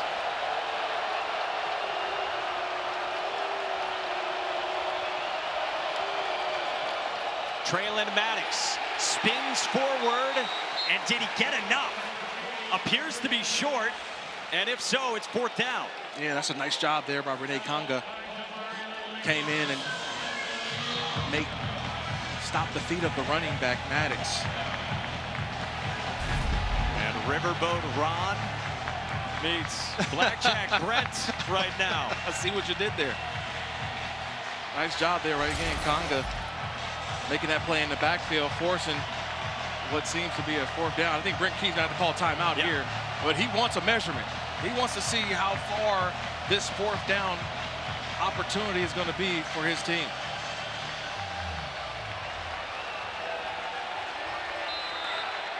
Delay of game. Offense. 5-yard penalty. 4th down. So instead, he'll just take that and play for the tie here early on in this 3rd on a long march down the field of 12-plus plays. Yeah, I think I'm just going off of what he's shown so far, not only in this drive, but how he ended the first half. It was about, hey, we're just going to get some push up front and utilize our running backs and get the yards that are needed. This time saying, you know what, I'm not going to take points off the board. So I like that decision, right? You've got an opportunity to get 3. Let's tie the game up. You never want to take points off the board, which you think you have an opportunity here with this field goal attempt.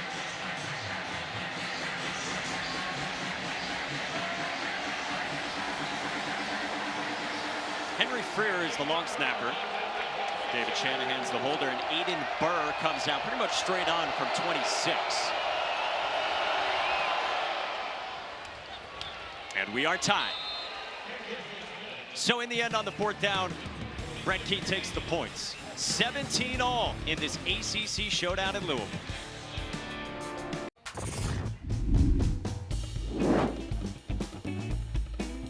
I'm roaming the halls of Jeff Brom's old high school to find out about the kid that would eventually become the Cards head coach. Travis Wagner, you went here, you played with Coach. Give us a scoop. What kind of student was he? Top 5 student in his class. He became senior class president. Nobody wanted to run against him. What was the impact the Brom family had on Trinity? Huge, but it wasn't just Trinity High School. It was also the entire city of Louisville. How about that? President Jeff Brom. Yeah, hey, he told us he delegated well, like any leader. Said his vice president probably did most of the work that year, guys. Yeah, said that's what he was informed when he ran for senior class president. He said, I tried to live by it. I was just a figurehead. He was the face of Trinity High School. Now he's the face of Louisville football. Second year back home, as all Cards fans know. It was a long drive, so we're going right back to commercial break. Kirk Orson, that was your best work of the season, right? Appreciate it. Yep. All those classes are working, Mike. Well, this is Kids Day at L&N Stadium. It's not a baby race, it's a kids race. What are you circling? I'm circling high-stepping in sandals. Those other kids got on shoes. She's high-stepping in sandals and got the victory. The Lambo leap into mom's arms. Oh, the excitement at the stadium. Club dub for her. Back in Louisville, late third quarter, inside of 3 to go until the 4th.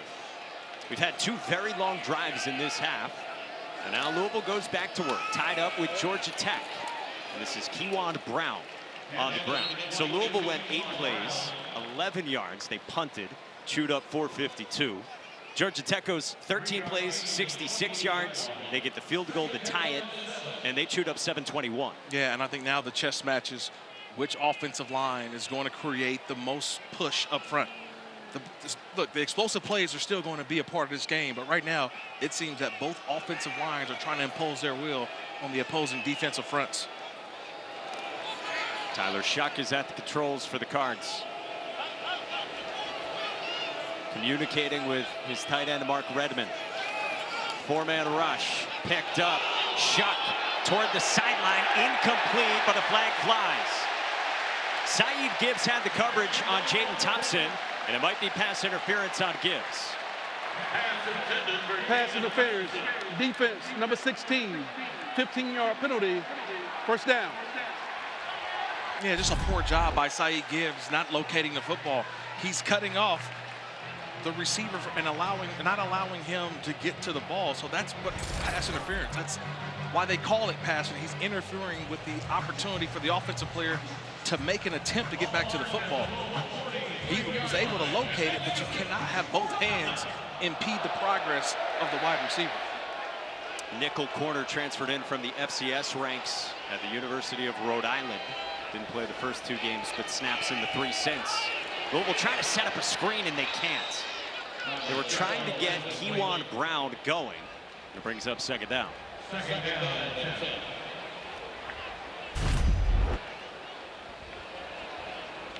Just all the guys up front realizing, hey, wait, that's a screen play. Anytime the offensive line lets you go by, you've been working hard all game, and it just happens to be a little too easy. You retrace your steps, and that time they were able to retrace their steps. Shuck saw that and just dirted it, threw it into the ground. And Tyler Santucci's defense, first-year defensive coordinator, trying to put the clamps on the Cards again. Play fake, Shuck for Brooks. Made the catch! Wow!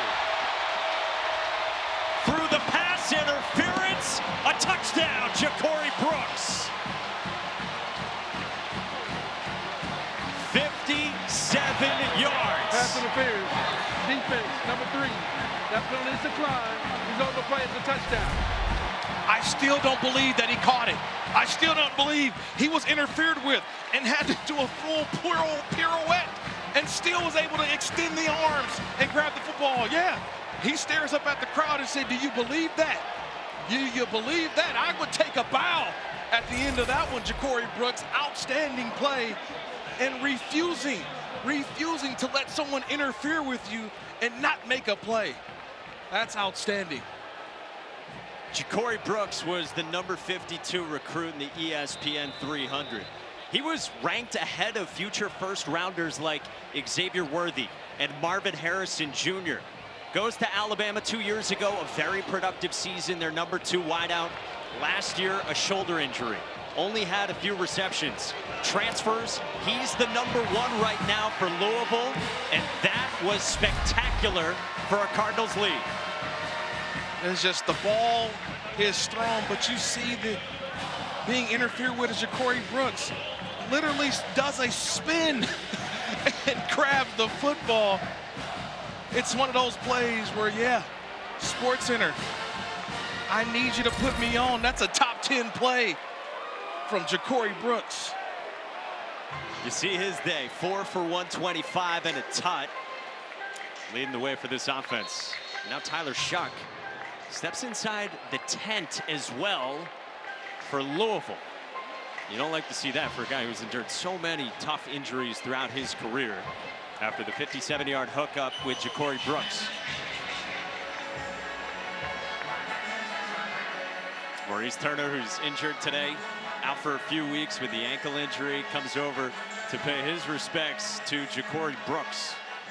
I felt Brooks was going to have a big day today because with Maurice Turner out, it has to be Ja'Cory Brooks stepping up, and he's stepping up in a big way. Tyler Shuck, an outstanding throw, too. He's having himself a day right now, Mike.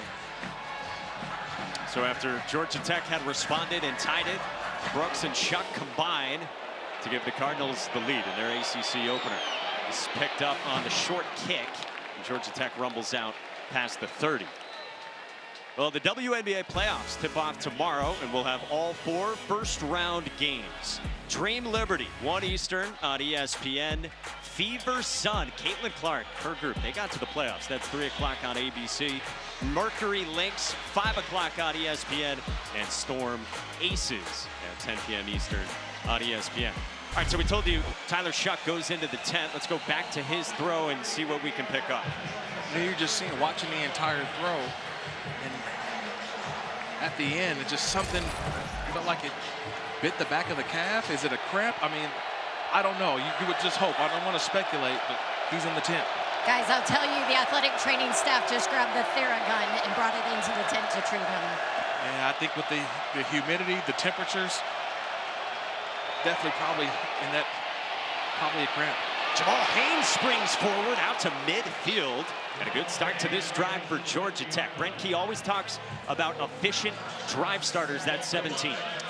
That's a positive play to start the drive, right? You need an answer.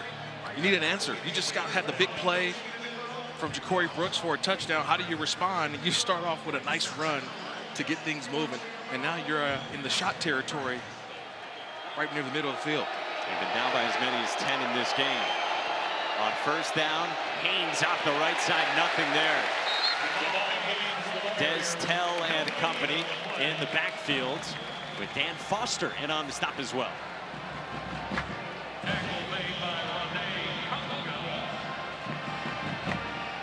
Three times last year, Georgia Tech won games when they were down by at least 10. Had some comebacks in them. Trying to do the same on the road against number 19 Louisville. Final minute of the third. Play fake. Haynes King steps up and he finds his man. It's a first down to Malik Rutherford and a dot from Haynes King. Oh, just pocket awareness, pocket presence. And this is the one thing that Haynes King has talked about, what he learned since he's been at Georgia Tech. It's footwork. He's improved his footwork. You see it on that last play. Steps up in the pocket and delivers a strike to Rutherford. Told us pregame he has grown a ton in being consistently accurate. On the money there, and he is heated up through the air as well. Louisville's got the lead. That's the end of the third quarter. Haynes King and Georgia Tech are on the move. Down by 7 with the fourth quarter on the way. Ja'Cory Brooks with the theatrics for the lead in Louisville. Louisville leads Georgia Tech by 7 as we start the fourth quarter in a rocking L&N Stadium. Don with Jeff Brom. Coach Brom, 1 quarter to go. What do you need to see from your defense? Well, we need to execute. We're giving up way too many big plays. We're not stopping the run, letting them throw over our head. We got to just figure it out. We got to calm down, get some base calls. We got to go play much better. Thank you, Coach. Don, quarterback run to begin the 1st and 10 to start this fourth, and that gets blown up by Antonio Watts for the Cardinals. Well, I guess that may have been a base call because Antonio Watts comes flying through and makes a play. So when he says base calls, it's things that everybody knows. If you're going to rotate and bring it, you got to have great communication, but also have the right calls that are easy to communicate as this crowd has come alive here in this fourth quarter. Seeming they've been too exotic defensively? Yeah, just not a lot of communication to allow that ball deep over their head. On second down, King tucks it, takes off. King with a burst into the red zone, and it's 1st and goal, Georgia Tech. 26 with the legs of Haynes King. And this is part of the reason why is because of formations. This is a terrific formation call by Georgia Tech. They had everyone up on one side, 4 strong. Look at this, 1, 2, 3, 4. Nobody's over here. So what does Haynes King do? He audibles at the line of scrimmage and goes to the green grass where nobody is. That's an outstanding job by the quarterback looking at the numbers game. Oh, they've got it covered up top. I'm just going to run counter to the backside, and that's how you get the big gain. told us today he grew up a running back first before he was a quarterback, playing for his father. On 1st and goal, he carries again, and it's a yard to the 8. He said his dad was traditional I formation. So as a coach's kid, Haynes King was the running back. And when Georgia Tech has needed him to in its first 4 games and again here today, he has played physically. He has carried the football, and you can see a little bit of laboring there. Meantime, Tyler Shuck out of the tent. The Theragun presumably for some cramping, we think, on the right leg of Louisville's quarterback.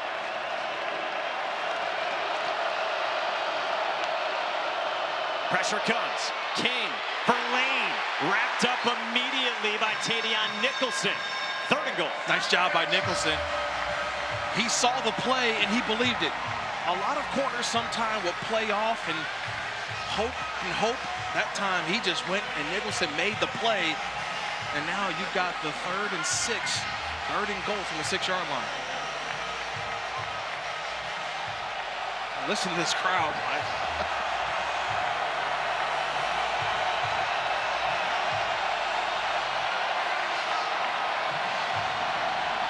Looked like Haynes King needed the signal from the sideline with the decibels up. And I call timeout if I'm Brent Key. Play clock at 2. Bad snap. King recovers. And King fires incomplete with a flag down. They didn't. They probably should have. They should have called timeout, but they're going to be bailed out by a false start. So they'll lose 5 yards on this play, but it could have been even more disastrous. Prior to the snap, timeout, Georgia Tech, their first of half. This will be a 30-second timeout. Wow, so they got the timeout. I didn't see it. I saw Brent Key. He was creeping over to that near side official on his sideline. It was just a chaotic play coming out of the huddle. And if you're the coach, The game clock for 12:24. I think he may have been screaming timeout. Thank you. Because you can see that there was a rush coming out of the huddle. Nobody was lined up, and Brent Key was hoping and watching, and he said, you know what, I'm going to call timeout. I didn't know if they were going to give it to him. All right, top of your screen coming in, left side of your screen. Signals there. Certainly signaled, it appeared, before the snap. It's simultaneous. I don't know a lot of officials will give you that, especially on the road. Well, we'll step aside. We'll have another look when we come back. Jackets got the timeout. All right, Brent Key, left side of your screen. Line judge is looking at him. The only way he got this timeout off in time is if verbally it's done, because as we roll it, the signal from Key gets acknowledged after the snap, correct? Yes, it's the signal, but I think it was a verbal timeout, and the official with his whistle in his mouth acknowledges the timeout verbally. That would be the only explanation. King up the middle, gets stacked up on 3rd down and goal. And so now, how much does Brent Key want to gamble? 4th down and goal. He's been aggressive, and he's also taken the points at times in this game on 4th down. Yeah, I think he's still pondering it right now. He's thinking about it, and then he sends in more offensive firepower. So he's going to go for it. In the 3rd quarter, he took the points to tie it at 17. This time, being down 7, he's going to go with it, and I think that's what 4th down analytics, ESPN analytics saying go for it as well. All eyes have to be on the quarterback. You got to be on Haynes King. He is the guy. With Jamal Haynes behind him. 2 tight ends on 4th down. Haynes King up the middle. And he appears to be short. Louisville gets a stop on 4th and goal. The rule on the field is the runner was short of the goal line. Turned over on downs. 1st down, Louisville.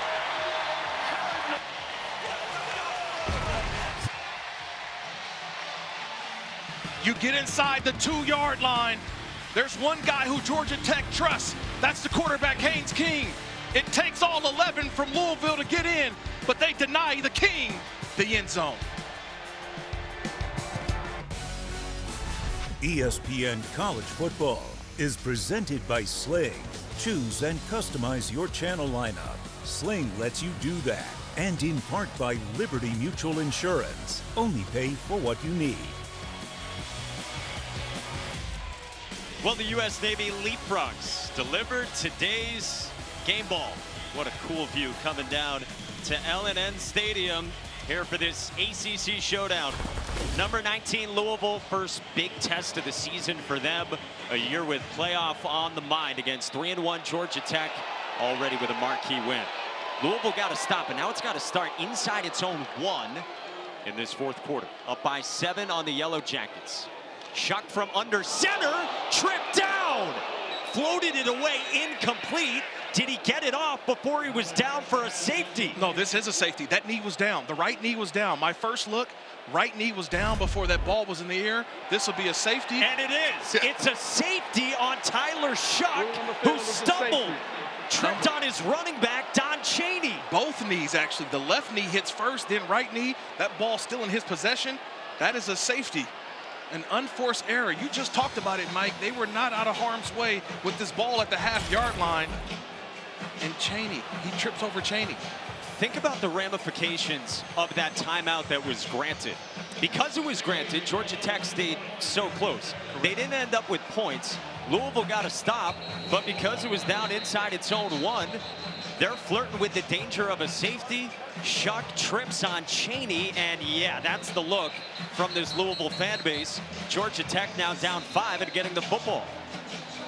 And usually in those situations, I'll be honest with you, Mike, I've seen a lot of play callers do what? Get the quarterback under center and just do a quarterback sneak. Just give you a little bit of breathing room. Just a little bit, whether it's a half a yard or a yard. Every inch down there inside the 5, inside that 1 yard line matters so much. So now you get a trip, and unfortunately, it cost him 2 points, and now kicks the ball back to Georgia Tech for their next possession.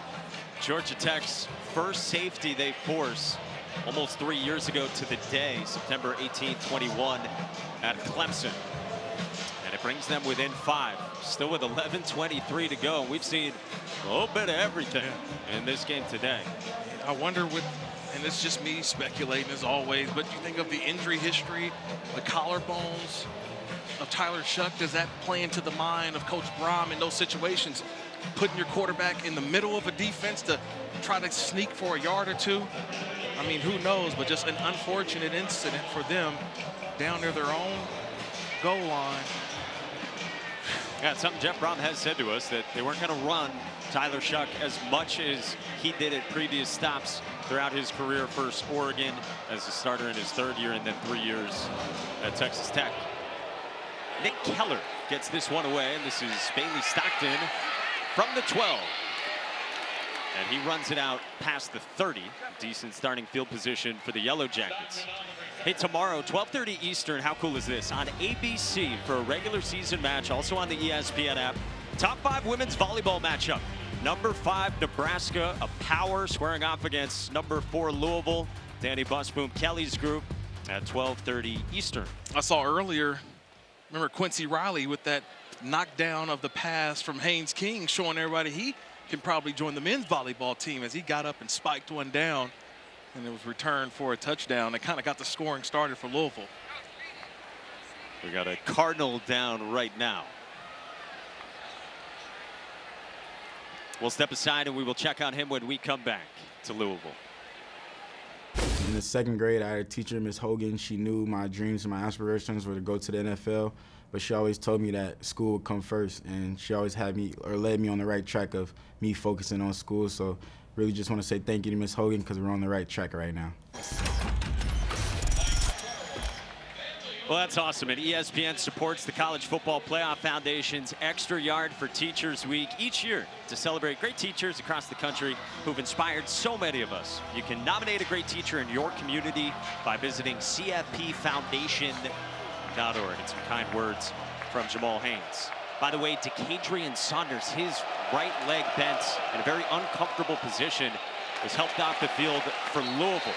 And now Georgia Tech goes to work. It's 2 yards on the ground for Traylon Maddox. Georgia Tech in the second half, Kirk. 13 plays, 67 yards of field goal. 9 plays, 66 yards, and the turnover on downs. Yeah, a lot of it had to do with just the running game. They were able to get a couple of conversions on third down, get some good push. And you've got a quarterback in Haynes King that has done a good job of managing the game in this second half.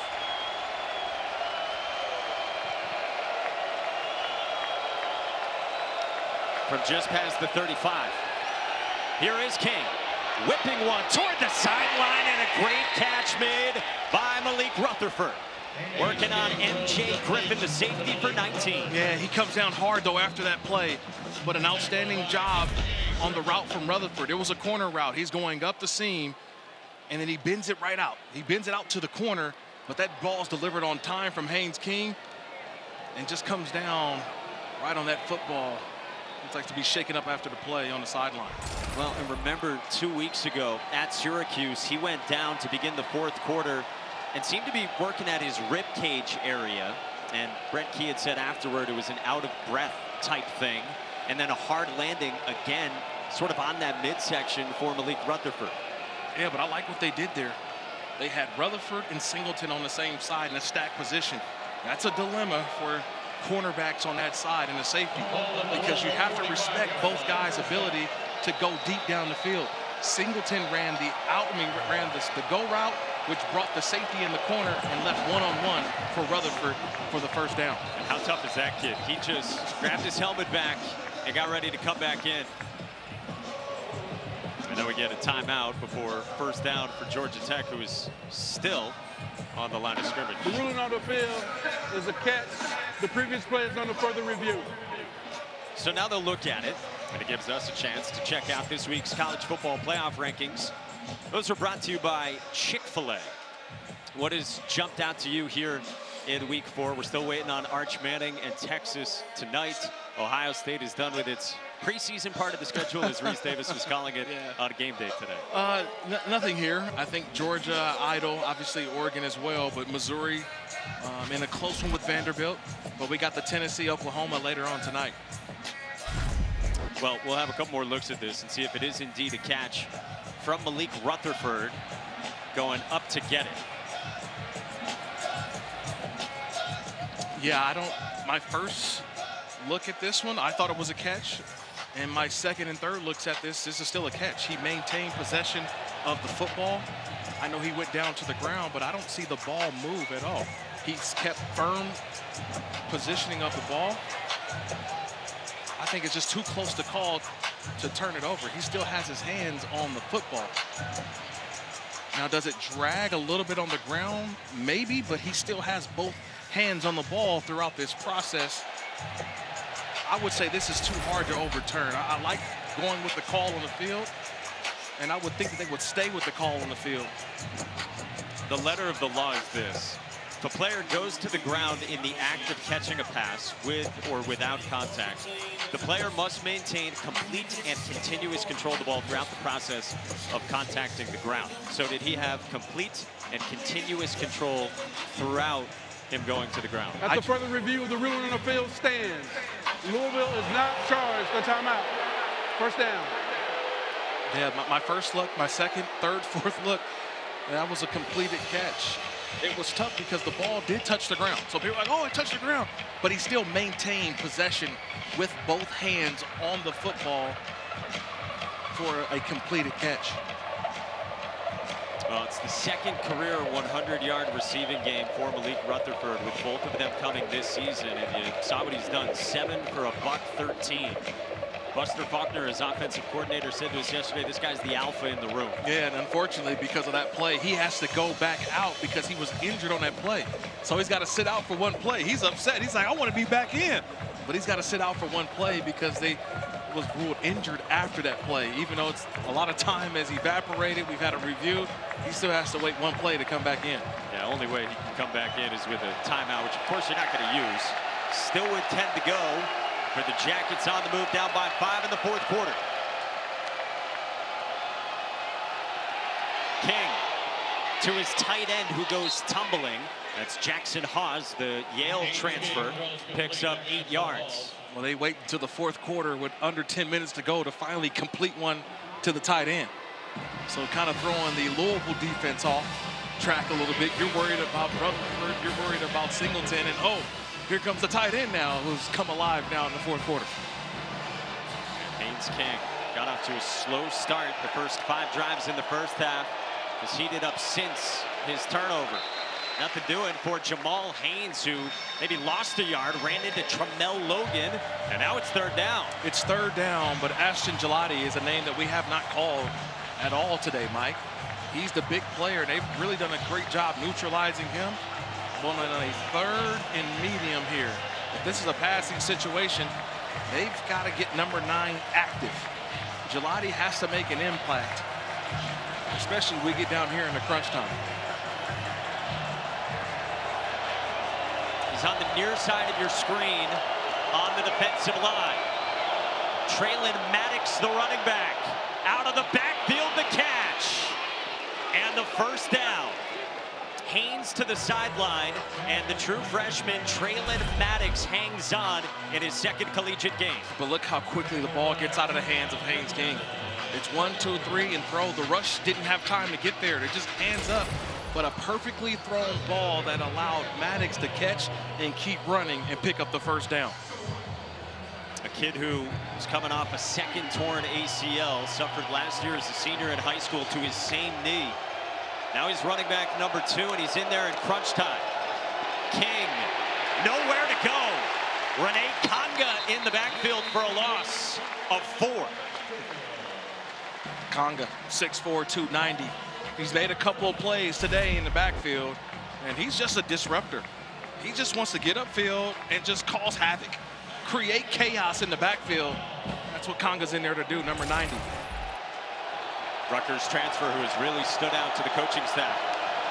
Now it's second down and long for Haynes King and Georgia Tech.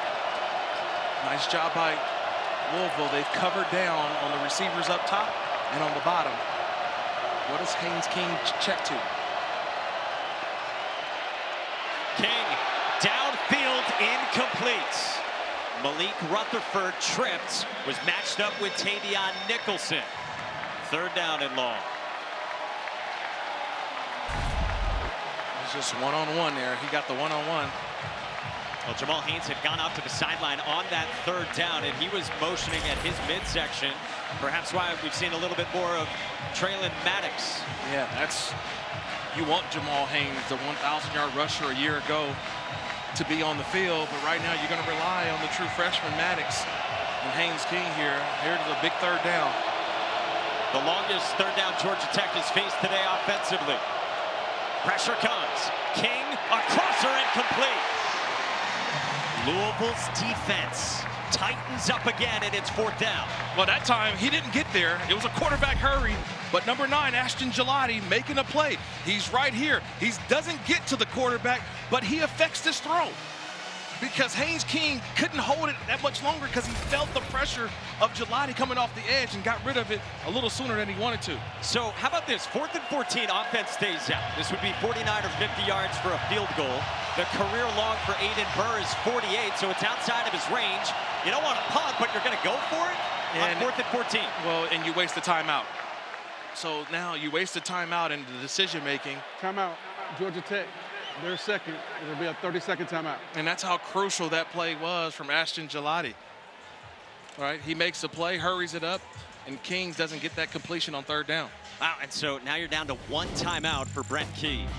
Remember, these teams met last year, and it was a good one right at the start of the season in Atlanta. Haynes King helped build a Georgia Tech lead at 28-13 with a long touchdown pass, but Jack Plummer, Jamari Thrash, and the Cards, they came back.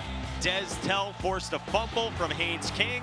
Jawar Jordan to the house, and a 39-34 Louisville win.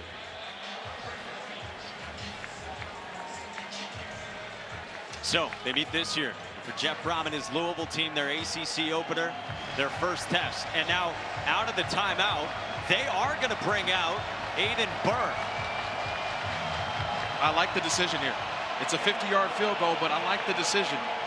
On 4th and 14, why not make this just under a field goal game here? Career long of 48, we said. That was last year against Wake Forest. In the spring game, he did hit from 62, and it's blocked! Picked up by Louisville's Tayon Holloway!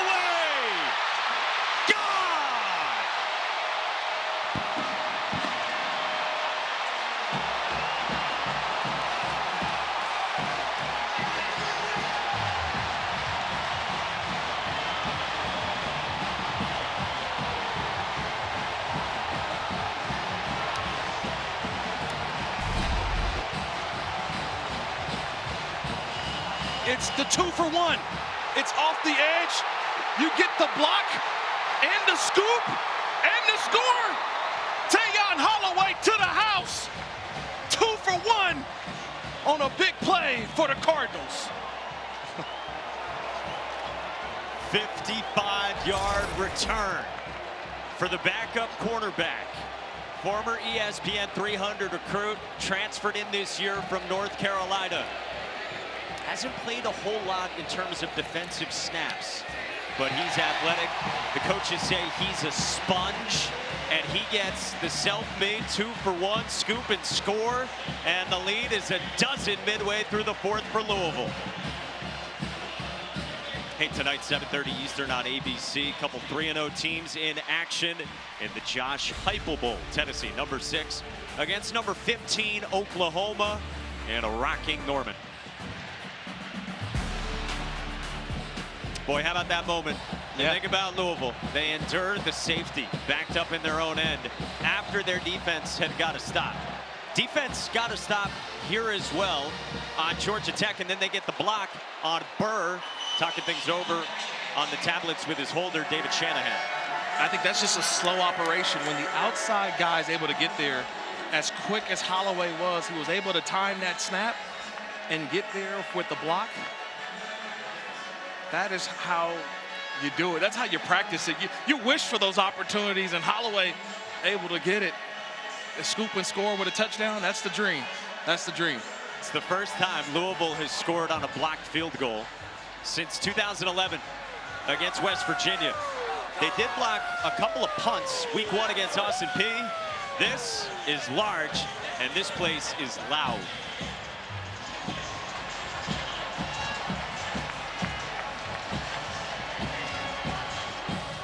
That's 2 scores today, one on a blocked kick and the other on a ill-advised throwback pass from Haynes King, returned for a touchdown.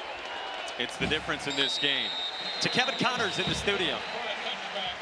First down, Georgia Tech at the 25.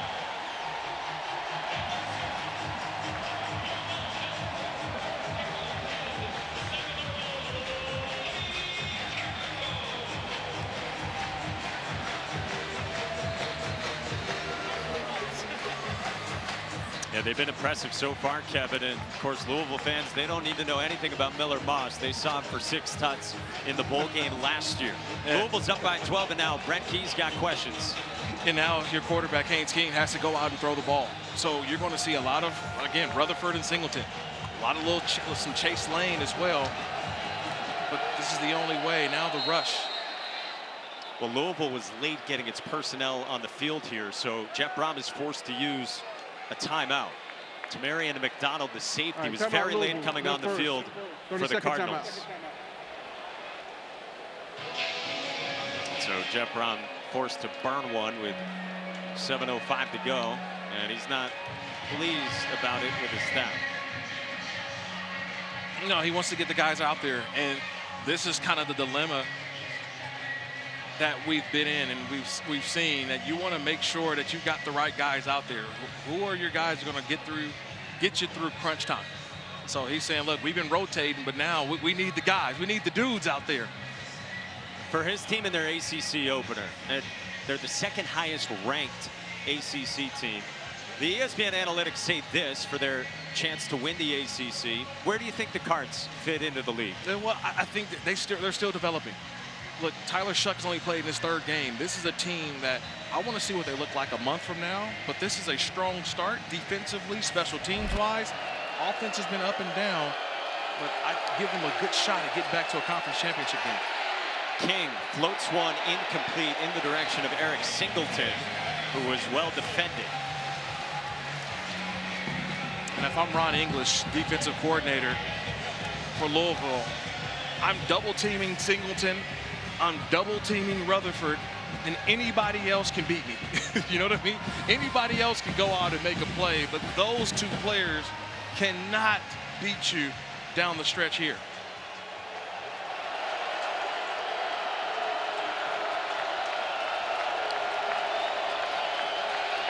King on 2nd down has it complete off to Singleton. Got wrapped up immediately by Corey Thornton. 3rd down.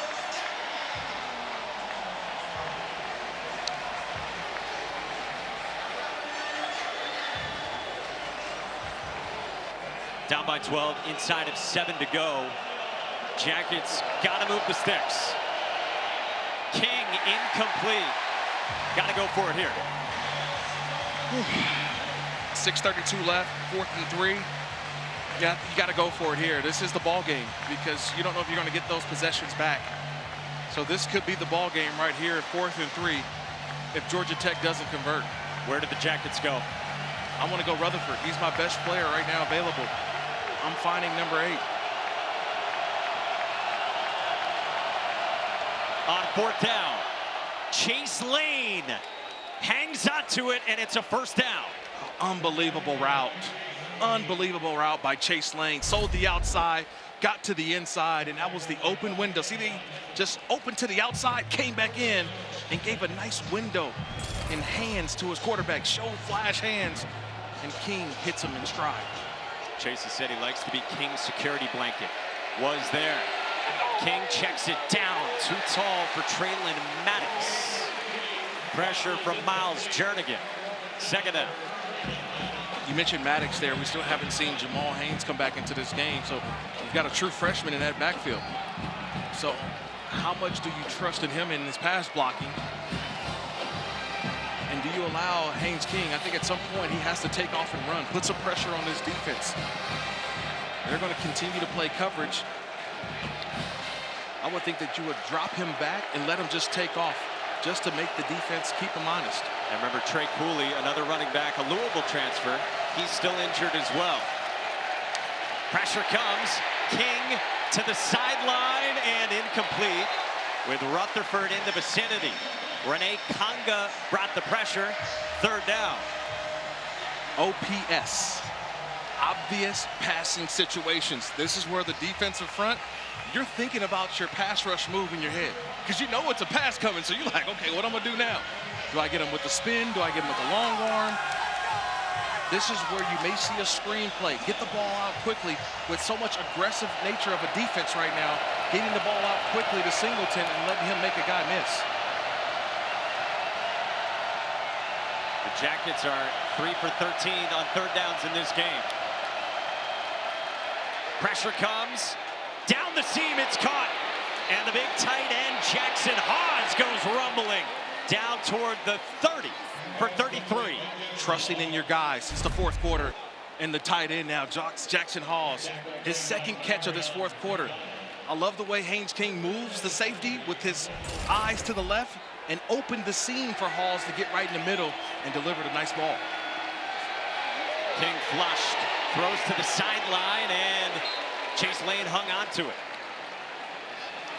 Coming up on 5 minutes to go. Down by 12 with only that 1 timeout remaining. Yeah, plenty of time left, though. I know it's just 1 timeout. You still have a 2-minute timeout as well to work with, but you've got to score here.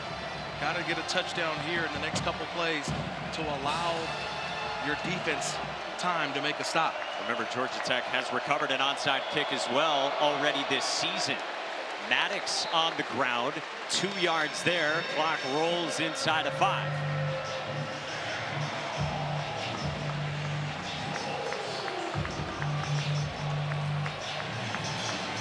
No Eric Singleton on this play.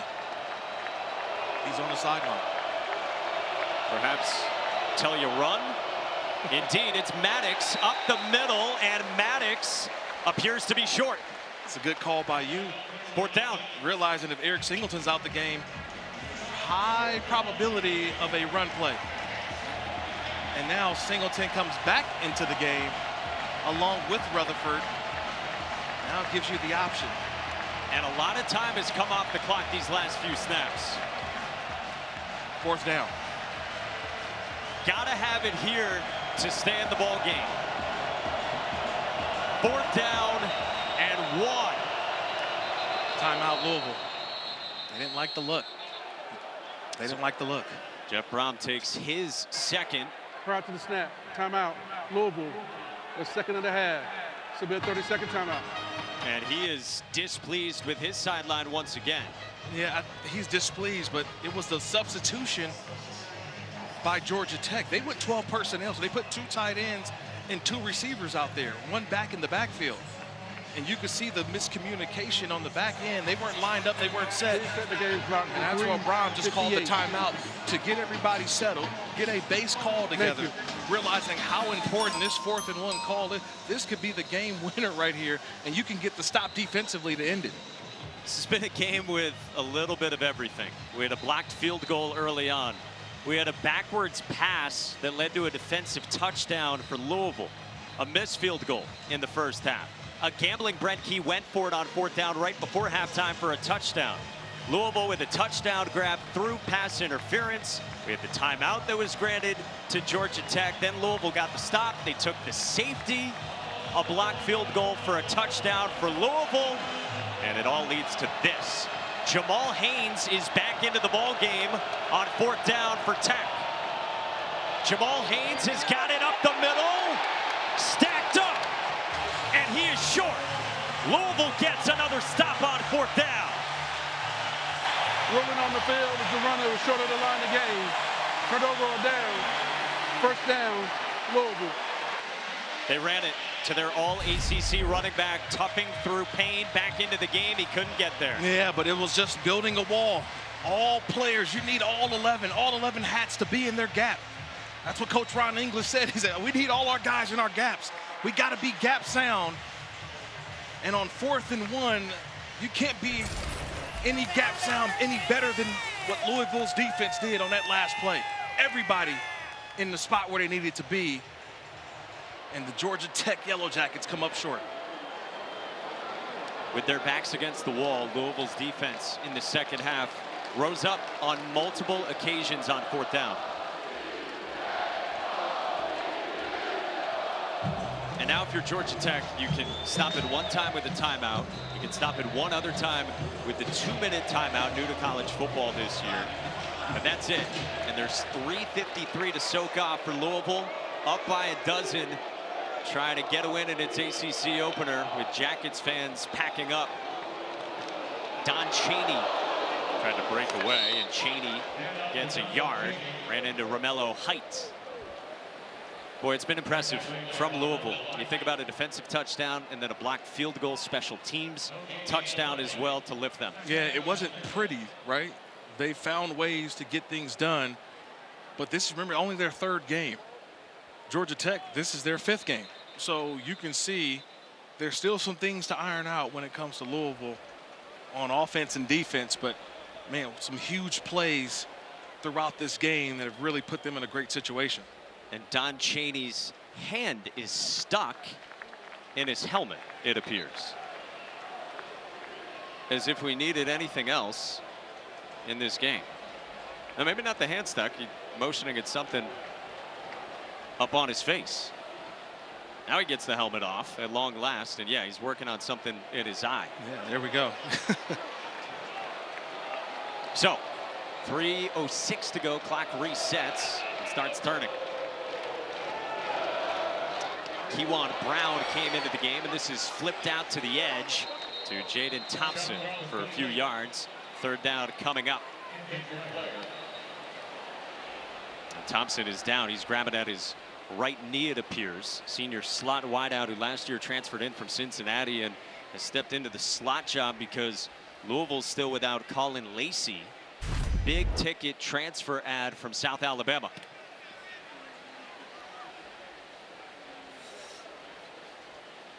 Looks like he just gets wrapped up on that ankle. It looks like just on the ground. That was late in that play too. So it's, you hope this is he's able to get up. Now grabbing at the left side as well.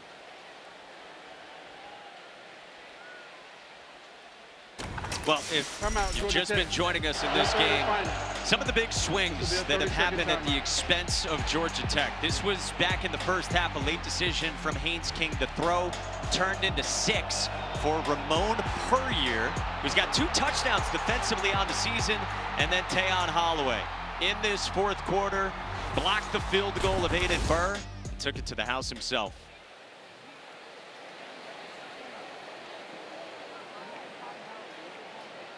Impressive stuff from the Cards. Yeah, look, one of those situations where you knew this game was going to be tight and the edge was going to go with who makes the least amount of mistakes, or your special teams or your defense comes out ahead, and that's why we're in this situation right now, is because the special teams and the defense for Louisville have stepped up. Right now the attention is on Jaden Thompson. Colin Lacey out with that broken collarbone, so Thompson stepping into the slot job and in a whole lot of discomfort on his back toward the sideline. Well, gives us a moment to at least peek ahead while they tend to him to what Louisville still has. We told you this really starts things for Louisville. Jeff Brahman said to us yesterday, we did what we needed to do the first 2 games of the season, but he said to us, we haven't proven it yet. Proving it today against a good ACC opponent, and then you go to South Bend against Notre Dame. Yeah, a place that is always tough to win, but I don't think this team is afraid. Tyler Shutt gives me an opportunity that I feel like we are the better team going into this game. Now, the running back situation, we will see. Obviously, it's been a group of backs getting it done. But hopefully this injury to Jaden Thompson does not keep him out of next week's game, because they're already got a couple of injuries that have hit this wide receiving group. At first, he had grabbed at his right leg, but certainly his left leg, the issue here for the senior from Chicago.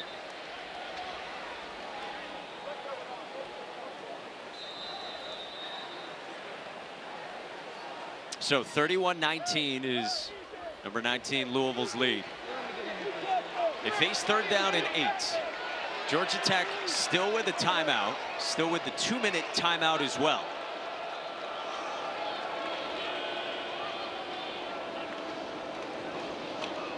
Kewan Brown broke a tackle and then gets tripped up at the ankles by Clayton Powell-Lee, the junior safety, and 4th down. So Brent Key will not use his timeout here. Louisville's punt group will come out. You can run it down to about 2:07 to go in this quarter. Yeah, and then you punt the football, and then we'll get a 2-minute timeout, and Georgia Tech's going to have to hope for a miracle to get the ball down the field. Get the ball down the field to get a score, onside kick, and even get it back, because they have 0 timeouts remaining. Yeah, should say Georgia Tech out of timeouts, and this punt gets away for Louisville, but flags come in as Brady Hodges got hit at the end of it. On 4th down and 4, that might be the nail in the coffin for Georgia Tech. Oh yeah, and he should get an Emmy for that one too. That was a nice job there by Brady Hodges. Running into the kicker. Defense, number 6, 5-yard penalty results in the 1st down.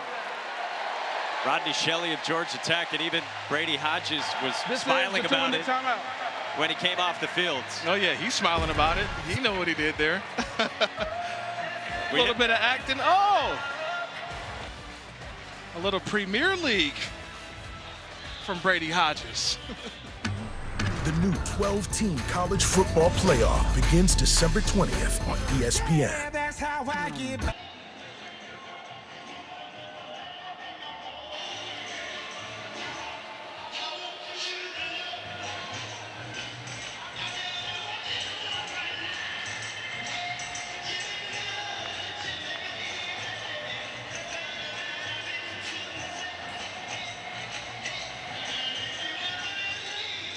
All right, Kevin, yeah, Cam Ward was linked to both schools. He ends up in Miami, and they've had a very different season so far than at Florida State. Here in the ACC as well, Louisville is $159 away from finishing this. Up 31-19 on Georgia Tech, and they will turn their attention to Notre Dame. And remember, Louisville got a win against Notre Dame last year. Jawar Jordan ran for a season-high 143 yards. He had a couple of big touchdown runs on consecutive second-half possessions. Sam Hartman was under heat late in the 4th, and Louisville won that 33-20. How do you think Louisville's going to stack up with Notre Dame? Well, you've got a hungry Notre Dame team. Remember, just a couple weeks ago, we know what happened. So they're going to defend home turf. I'm interested to see what Louisville team shows up. This was an outstanding job by their special teams and defense today. Offense were a little up and down. only, what, 15, 16 plays in this second half. Georgia Tech has truly dominated the second half, but yet Louisville is still up by double figures. Yeah, think about that. Georgia Tech with 4 second-half drives. There were 9+ plays. They only got 3 points out of those 4 drives. They dominated time of possession. They dominated the play share, the yardage, pretty much everything except putting drives into the end zone and getting field goals as well. Yeah, so a lot to work on. But for Louisville, they had a bye week last week. And then you're hoping that this week you learn from it and then go to Notre Dame next week and try to pull off another huge victory to start your season. Tyler Shuck takes a knee, and Louisville wins its ACC opener. 31-19 the final against Georgia Tech. And a Louisville team led by their native son, Jeff Brom, in year 2. Season where they've got playoff on the mind with the expanded field. Their first big test, they started out with a win over Georgia Tech. Final score, 31-19. Tyler Shuck and company victorious. For Kirk Morrison, Don Davenport, and our entire crew led by Caitlin Irk and Ashley Ward, I'm Mike Monaco saying so long. Cal Florida State is next with Sam Acho and Taylor Davis. We send you now to Roy Philpott.